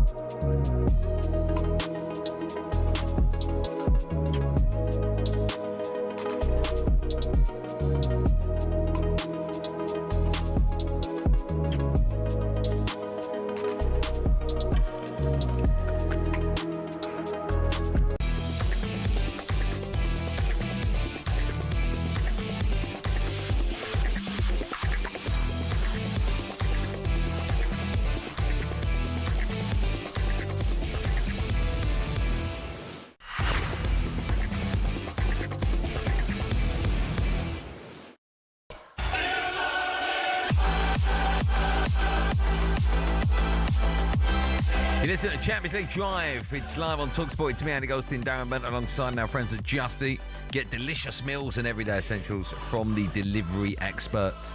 Still to come, I'll bring you all the team news from tonight's massive games in the Champions League. Just quickly, Vinicius Jr. has told Real Madrid he doesn't want to extend his deal, which ends in the summer of 2027. And Liverpool have already held concrete talks over a move for Bournemouth's Semenyo. We are taking your calls on all things Cristiano Ronaldo. Should he be allowed to play in the first two games of the World Cup?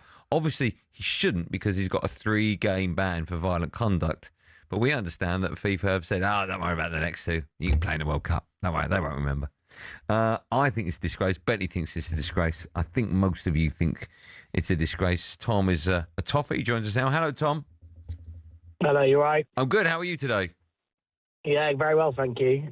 I'm going to start by saying I'm not a massive Cristiano Ronaldo fan, which is why I'm ringing up. Okay. But I think this is an example where this is the wrong punishment for the crime.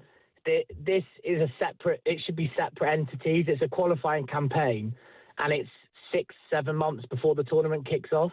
So this ban should just roll over into the next qualifying campaign if Ronaldo's going to play in it.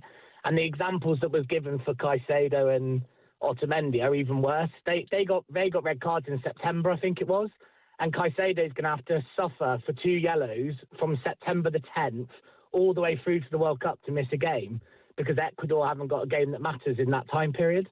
That just doesn't seem fair to me. And the Otamendi, they play Spain in a game that matters between now and the World Cup, and Otamendi should just miss that game.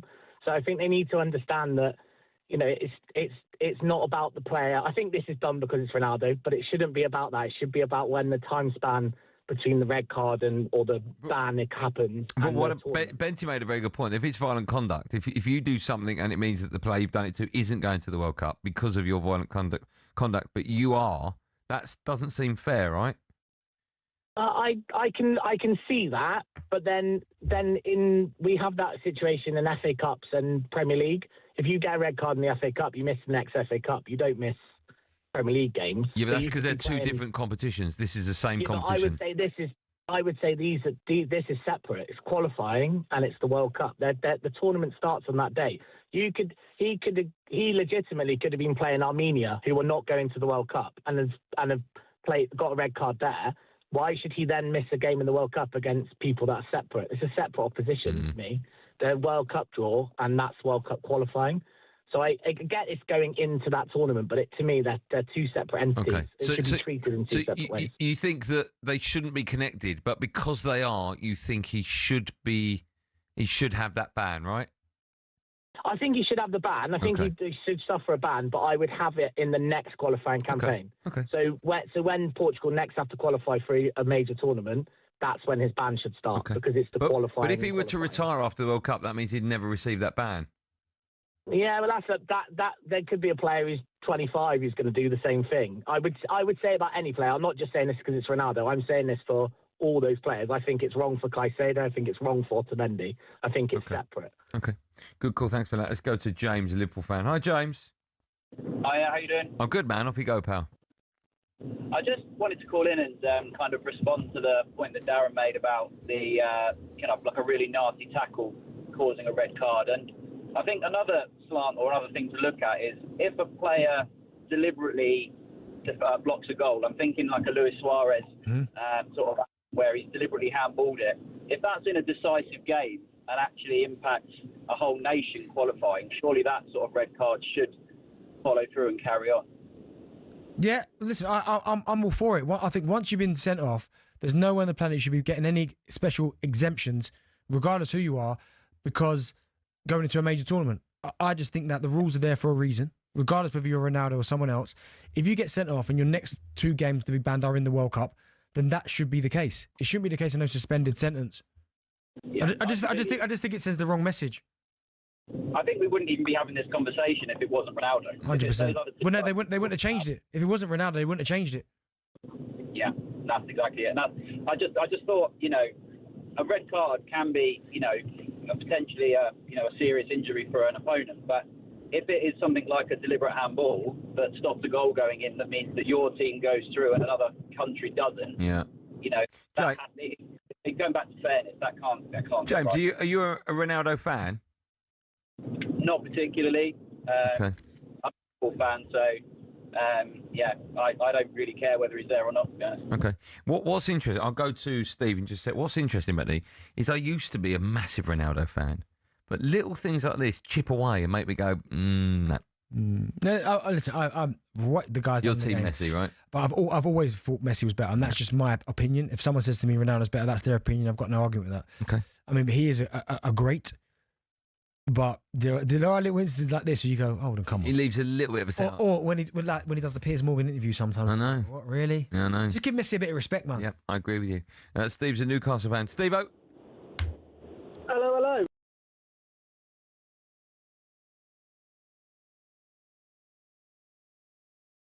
Shambles from top to bottom. And here's the thing, right? So, say Ronaldo does something in these first 2 games that puts him in the list of, all-time goals or assists or something. Does that mean we now need to put an asterisk next to his name? Because in theory, he shouldn't have been playing the game anyway.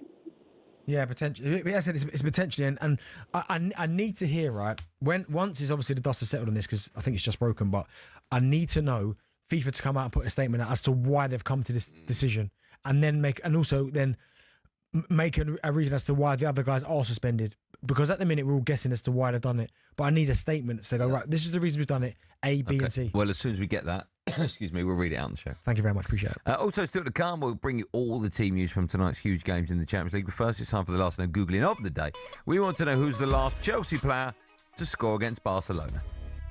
Was it? What do you think it begins with? His first letter?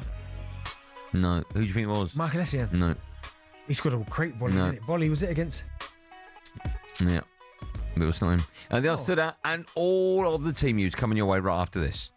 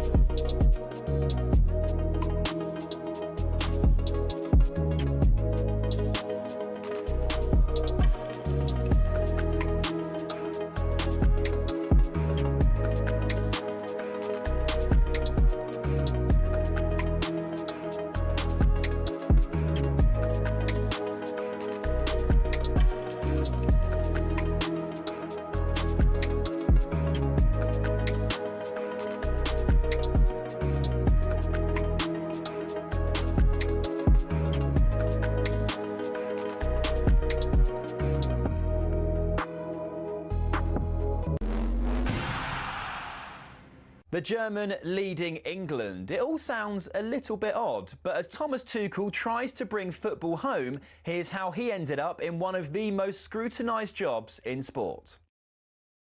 Well, Tuchel started his footballing journey in the sleepy town of Krimbach. His leadership skills were obvious from an early age, with Tuchel even making subs during PE volleyball sessions. After a knee injury ended his playing career at the age of 25, Tuchel accepted his first coaching role in the Stuttgart youth setup in 2000. He led the club's under-19s to their league title 5 years later, but his perceived abrasive personality meant Stuttgart chose not to renew his contract. He went on to spend 5 years at the helm at Mainz before leaving the club for Dortmund. And there, Tuchel secured his first major trophy, the German Cup, in 2017. 8 more pieces of silverware came next for Tuchel in just 5 seasons at PSG, Chelsea and Bayern Munich. And that CV impressed the top brass at the FA. We found so many similarities and so many things that suited my approach and my hunger to achieve special things. I always wanted to come back to England. Well, he says all the right things, but is destiny on Tuchel's side?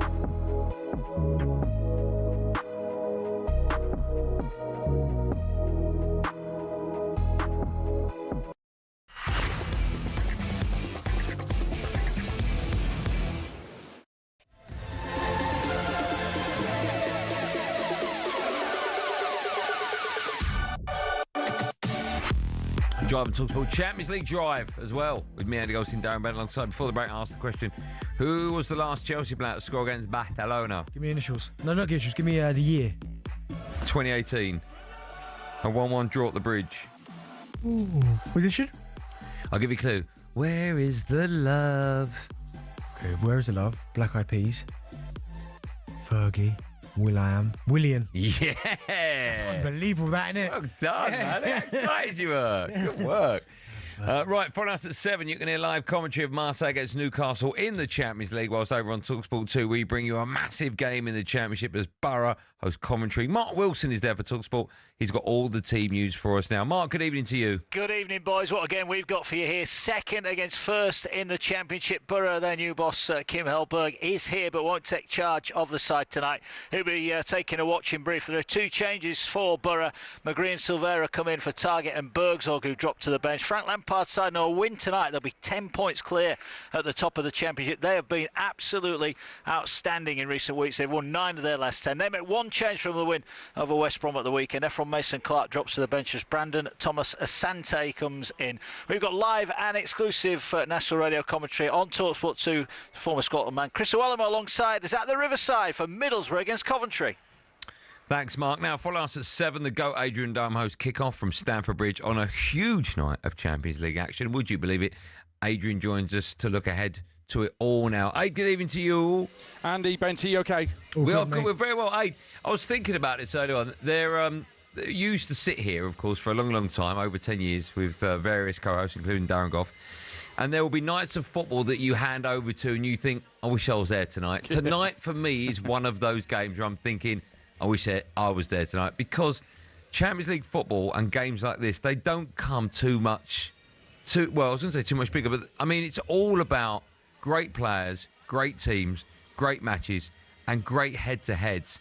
and this ticks all of those boxes. What a game you're going to witness tonight at the Bridge, Aid. Yeah, I do feel very fortunate to be here, and it's a fixture that's steeped in recent Champions League history. There's been drama, controversy, there's been extraordinary happenings. I mean, that game at the Nou Camp in 2012, that semi-final, when Terry was sent off. I mean, I was watching the highlights of that back again today. That Ramirez goal. Incredible, isn't it? Honestly, it's one of the most underrated goals of all time, isn't it? I mean, to go through Ramirez, because he wasn't really known for his finishing. So I remember where I was when I watched that. And when he scored that, I'm thinking, where's that come from? He's flipped it over the keeper on the run. But then you go back and you look at Frank Lampard's role in that goal as well. And if you watch Mascherano goes in to tackle Lampard, who's on the ball and hasn't quite controlled it right. Mascherano bounces off him and hits the deck. You know, like Frank Lampard is some sort of WWE wrestler. It's incredible. And he stays upright and then has one quick look, finds the pass, and the finish is sensational. For me, it is one of my favourite goals. But the drama of the Torres goal after that. Then you had, before all of that, the drama here at Stamford Bridge when Iniesta got that late equaliser. Amazing. It's just some great players, great moments, just, like I say, steeped in Champions League history. And I think this one is important, really important tonight, because neither of these are in the top 8 and they need to get in there. Hey, you said it there, and we'll go back to the game tonight, but you said about, obviously, the fixtures, and you're incredibly lucky to be there, and rightly so. Do you think that makes this format good, and that's why we enjoy this new format? Because in old Champions League format, we wouldn't see this so early. Yeah, no, I know what you mean, and you get the same teams playing each other twice, and it's usually a foregone conclusion for at least a couple of those games in each group. So yeah, I'm totally with you. I like the new format. Some are not so keen, and they're still waiting to give it the full couple of seasons before judging, but I'm a big fan. You had some jeopardy last season. People have told me there's no jeopardy with it. Are you sure? Man City went out in the playoff. Real Madrid had to go through the playoff. PSG won it in the end. They had to go through a playoff. I'm sorry, there is jeopardy in this system. I really, really like it. Let me ask you about Cole Palmer. I think the boy's a genius. Obviously, they're going to miss him tonight. Do you think, we were having this conversation earlier on, do you think as a team Chelsea play better without him? Cole Palmer, yeah, I'm not. You know, you say genius. There's genius flashes here and there, but you're not having it. I'm waiting to be convinced. I know people will slaughter me for it. And listen, if he does it consistently, regularly, season after season, and at England level as well, then I'll hold my hands up and say I'm wrong. But apart from that great goal in the final, the Euro final, which can't be taken away from him, it was fantastic. We needed it as well at that moment. You know, I'm FIFA World Cup. The Club Cup, that's fine, but where's he been? Back end of last season, and now he's injured, and people think he's a given to go to the World Cup. I'm not having that at all. When you consider the number 10s we've got, I think he's got a huge amount of work to do. He was meant to be back tonight. He's gone and stubbed his toe. No. So, I mean, no, he hasn't, and I'm thinking to myself, hang on a minute. You know what he's like? He's kind of... He's like an ordinary bloke, isn't he? Do you know what I mean? He's like one of us. He just like gets up in the morning, stubs his toe, cracks on with it. But actually, he's literally cracked his toe and therefore can't play football. We need him to take better care of himself. But he's so relaxed and laid back about everything. I just think he's one of those guys who, will stub his toe occasionally. It might mean he misses Chelsea-Barcelona, which he does tonight. Yeah, I think it'd be a miss. But someone who almost has turned himself into a genius, and obviously, eyebrows were raised when they spent a lot of money on him, but he has turned himself to one of the best players in that position, is Caicedo. Now, Aid is getting better and better. How highly do you rate him? Yeah, in that position, it's hard to catch the eye, but he actually does, because he gets forward and he gets goals. And I think he's actually, he anchors the team. He has to be there if Chelsea are going to play really well, to the best of their ability. But I also look at other players around him. Caicedo is important. He's in your 11. He's probably the first name on the team sheet. But players around him, I think, are brilliant. Esteval is going to be an absolute sensation of a footballer. I absolutely love him. Love watching him. I get frustrated when Maresca doesn't put him in the team. I'm not a Chelsea fan, but they're a bit of a guilty pleasure. Pedro Neto, absolutely love him as well. His numbers are stacking up. João Pedro's numbers are good for Chelsea this season. But they've got some good players. They're not the finished article. We're going to actually assess on the show tonight in the build-up whether the world champions should be winning the Premier League and the Champions League if they've conquered the world. So we'll assess that during the show. Great question. Listen, I want to talk to you about City and Newcastle, and I will in a sec. Just to round off things at the Bridge, how will that game go tonight? I've got a feeling Barcelona might nick it 2-1. Okay. Marseille against Newcastle. That game is live on talkSPORT. Newcastle, I mean, they've been good in the Champions League, not so great in the Premier League. Do you expect that to continue tonight, their form in this competition, Aid? Yeah, how weird is that? Marseille got goals in and won 5-1 away at the weekend on Friday night. They went top with that. They are second in France, so they're the closest challengers to PSG. I think that this will be tricky for Newcastle, and that stadium, the Velodrome. You talk about St James Park and the atmosphere and how that can help the players. The fans can help Marseille tonight, so I think that's going to be a tough one for Newcastle live on talkSPORT. Okay, go and predict it. What will the score be? I've gone for a draw. It's bold. 2-1, Marseille. Okay. Finally, Man City, they host Leverkusen tonight. They really need to bounce back from that defeat against Newcastle over the weekend. Do you fully expect them to do so? By the way, when Arsenal win the title, they better strike Pep Guardiola a medal, honestly. I mean, 4 games he's lost before December. I mean, I know Arteta's his protege, but come on, mate. Hey, imagine if they don't win it now. Oh, how funny is that, mate? There's a big party going on there. Come to my house, I'm coming to the studio to join you two for that one. Definitely. I reckon Man City will go back to winning ways. Leverkusen, they're not bad, but they're not great. This should be comfortable for Man City tonight. Hey, do you do me a favour? What's that? You take care of yourself. I will. I'll try anyway. Okay. If not, I've got Alex Crook to look after. Oh, perfect. He can wrap himself around you. He always does. I've got those pictures. Have a good evening. Cheers. See you soon. There you go. The one for Adrian Dome takes over from us in about 90 minutes' time. We'll have all the team news as well for you, going into another busy night of Champions League football, and then the boys on the Sports Bar take calls from 10. Just a quick word about Man City. I said that I fully expect them to bounce back from that defeat at the weekend. How important do you think it is? I know it's a different competition, but you get back to winning ways as quickly as possible. Yeah, I think so. You want to put it right. Do you know what I mean? And that's the thing about football. There's always another game coming up very, very quickly. So, yeah, they're going to want to put it right. It was a bit of a surprise, the Newcastle result, but Newcastle's a tough place to go. So, I don't think you can look too much into that and go, it's an awful result, because it's not, because Newcastle can do that. Yeah. But, yeah, you're right. For Pep Guardiola, he'd be looking at game, right, we have lost a fair few games this season. Like, they're not out of the title race. They're still within striking distance. But he's probably thinking to himself, we can't afford to lose that many more. And again, Champions League, and that's why I like this new format, because there isn't as much jeopardy because of the qualification system. I fully expect Manchester City still to get through, maybe top 8. Yeah. I mean, they've got a chance of a playoff to get them. I know they went out last time, but I think they'll be fine. Again, it's almost teething problems, but with Pep Guardiola, you never think to yourself, oof. No. He'll get it right at some point. Yeah. If you were to sit down with Pep Guardiola in a room without cameras and microphones and say to him, you can only win one this season, Premier League or Champions League, which one do you think is more important to him? Champions League, I reckon. Another one. Why do you say that? Because he's won multiple Premier League titles, right? What was he, 6? Yeah. 1 Champions League. I think he wants another one. No, he's won 1 Champions League with City. Yeah, but I think he wants another one. Yeah, he didn't win it with Bayern Munich, did he? Nope. No, he just with Barca. So the argument was always, which I think is a bit unfair, he only won it with Messi. That was the one. Yeah. Then he went I mean, it's a fair argument. Iniesta and Xavi as well, part of you. And Busquets. Yeah. I mean, he had an incredible team. Then there's almost an argument to say you should have won it more with all of that. Right. Then he obviously had the stint at Bayern, didn't win the Champions League. And when he went there, the year before, they'd won the treble. Right. So there's that. And then going to City for a long time, people going, when's he going to win it? It doesn't bother. I think some City fans were saying, we don't care, we'll win it. I think if he gets another one as well, that's good going that. Yeah, that's good going that. What do you think is harder to win for him with this City team, bearing in mind where Arsenal are at the moment? Oh, it's harder, the Premier League, I think. You do? We find it going to Newcastle top. Like, there's so many difficult games in the yeah. And I get it, Champions League's the best of the best, which is why you very rarely get teams just completely winning it all the time. But I think for week in, week out competition, I think the Premier League's hard. Okay. When we come back, we'll have team news for you ahead of a busy night of Champions League football. And, of course, Billy will be in the studio for the end of show quiz.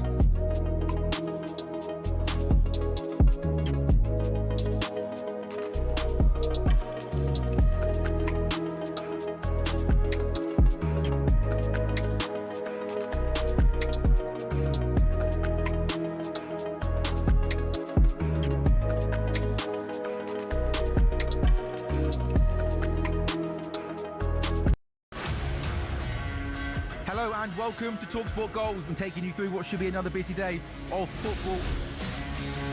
Chance to win it! We don't need to do that, guys. I'm going to owe you an apology. How would you get to that conclusion? That's a weak mentality. Oh, get out of it.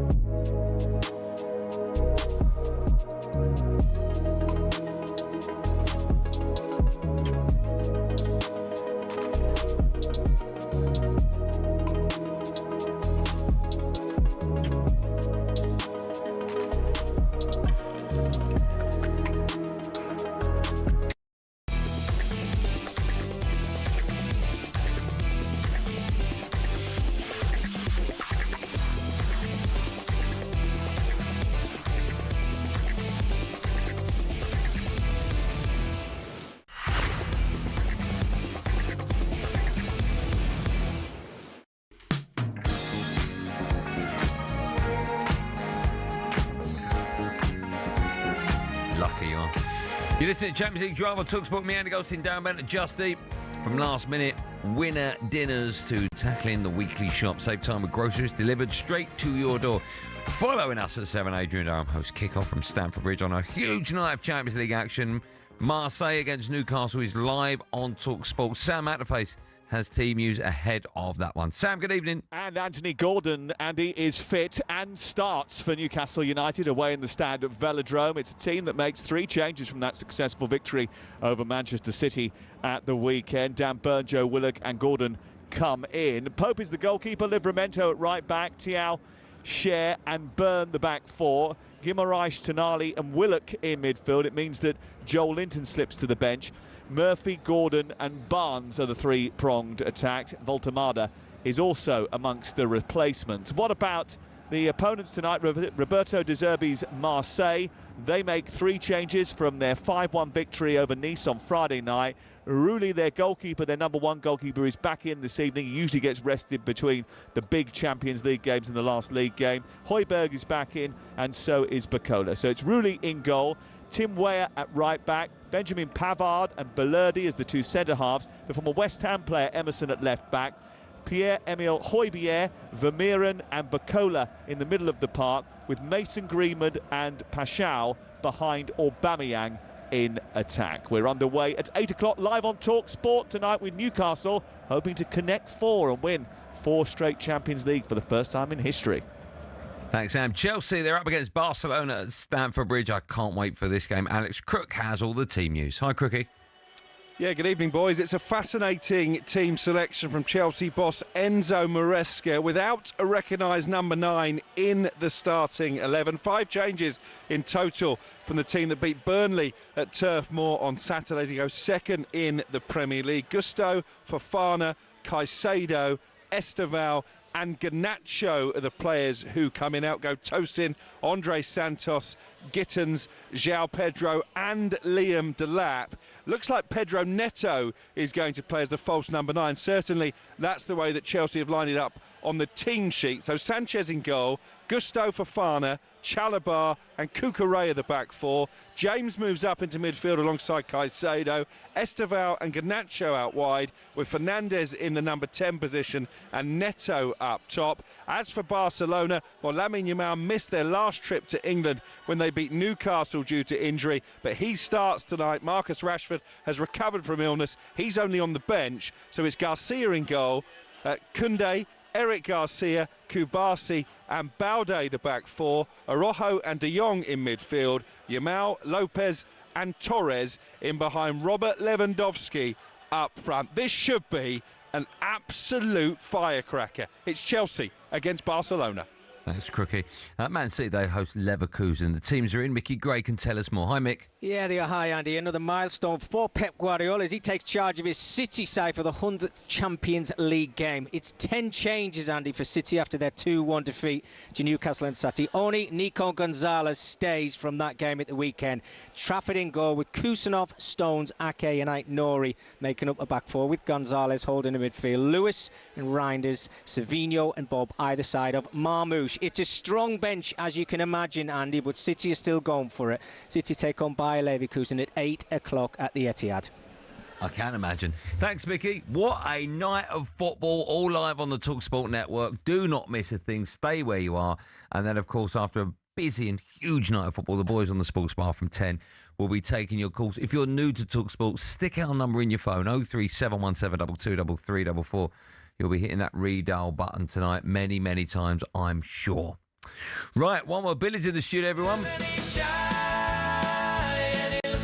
He does look like he's 10. His mum does pick him up from work, yeah. Evening. Bill, how's your day been? Really good. I don't care, man, honestly. It smells quite nice in here. Yeah, me and Benny were trying to work out why it smells like a pie shop. It smells like pie and chips. Weird, isn't it? I don't know where that smell's coming in from. No.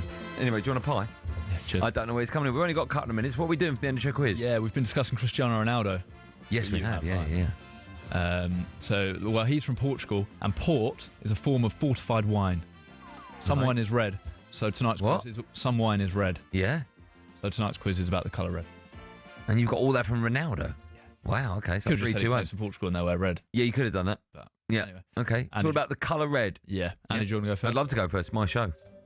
Elmo from Sesame Street is red. But what do IMDb rate as the greatest kids' TV show of all time? Recess, SpongeBob SquarePants, Curious George. I would imagine SpongeBob SquarePants. I'm not a fan of it, but I know a lot of people are, so I'm going for that. Correct. What was the first one? Recess was unbelievable. I've never heard of that. You never heard of Recess? No, that's after my time, right? Yeah, unbelievable TV show. What was it about? It was about the kid, they're like kids, friends, like a little gang. It was a horrible one. Do you remember the horrible one? What was it? Little snitch. Little snitch. I remember this. Randall was a snitch. Yeah, unbelievable. And what'd they do? Like went to school, recess, like okay, little things, little bits and bobs. Unbelievable. Brilliant. I mean, you've not described it at all, really. Yes, little TJ. bits and bobs. Go on then, Bill. 1-0 with me, Bill, yeah? Yeah, Benny, the Beatles are from Liverpool, and Liverpool wear red. Which of these is not a Beatles song? This would be fun. Dig a Pony, Love Me Do, Agadoo. Not a Beatles song? Yep. Agadoo. Yeah. What's the first one? Dig a Pony? Yeah. that is I've never heard of that. I mean, if Jack was any good, he'd have that standing by to prove it, but he hasn't. No. Don't bother now, Jack. Andy, in 5 seconds, give me 5 words. Why only 5 seconds? That's just the number I picked. Yeah, 5 seconds, yeah. Go. That's a lot. That's not a lot of seconds. Go on. Rhyme with red. Dead, Fred, head, bed, Ted. That's pretty good. There you go. You only need 3 about 3 seconds. Didn't need the rest, did I? I hope Benny's got one similar. No. Benny, name 5 red things we haven't mentioned already. When you say you haven't mentioned already, was that ever? Or that? This could go on for days. In the last 2 Go on, minutes. Benny. Okay, apple. What colour apple? Red apple. Yeah, I'm joking. Yeah. Barnsley. What? We ain't mentioned Barnes ever. They wear red.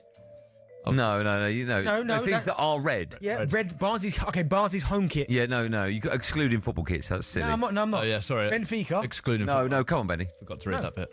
Okay, excluding football kits. Okay, a red car. Kit Kat. Rapper. Is it? Yeah. Yeah. Don't like he answers you with an attitude. Hey, it's weird, isn't it? wine gum. Rapper. Yep. Yeah, and I'll go for he struggles. a red. The Red Sea. Absolute garbage. Thank you. I mean, you could have gone for blood. Oh, all right. Yeah. I've done it, Bill. I don't think it's the Red Sea. It's the Dead Sea, isn't it? There's a Red Sea as well. 2-2. Where's the Red Sea? Well, I'm just going. You said things that are red. I said red. Yeah, but where is Egypt. it? I know, Jack. Jack, why are you telling Jack? Matt, Jack, do you not understand these jokes yet? Guy, yeah. It's in Egypt. I know it is, Jack. Do you want a question you can both answer? Yeah. For the win. You might take a red rose as a gift on a first date, but what percentage of first dates are successful, i.e. lead to a second date? Is that it? Just lead to a second date? Yeah. Oh, I'll go high. 79%. I'm going to go 76%. Only 25%. Yeah, but I've won. Thank you. Get out of my studio now, Andy. Get out my studio. No, you better end the show. Thanks for coming, Bill. You better end the show. You won't be able to end the show because it's a big ending. It's a big night of football. There we go. Stand by it, people. Here we go. Lots of live football in the Champions League coming your way, courtesy of the talkSPORT network. Stay where you are. If you want live Champions League, then this is where it's at. And, of course, a reminder, after all the games tonight, the boys on the Sports Bar will be taking your calls from 10 p.m. Thanks for listening. We'll be back tomorrow at 4 o'clock for more of the same. In the meantime, get out my studio, Benny. See you tomorrow. Be safe, everyone. Be safe.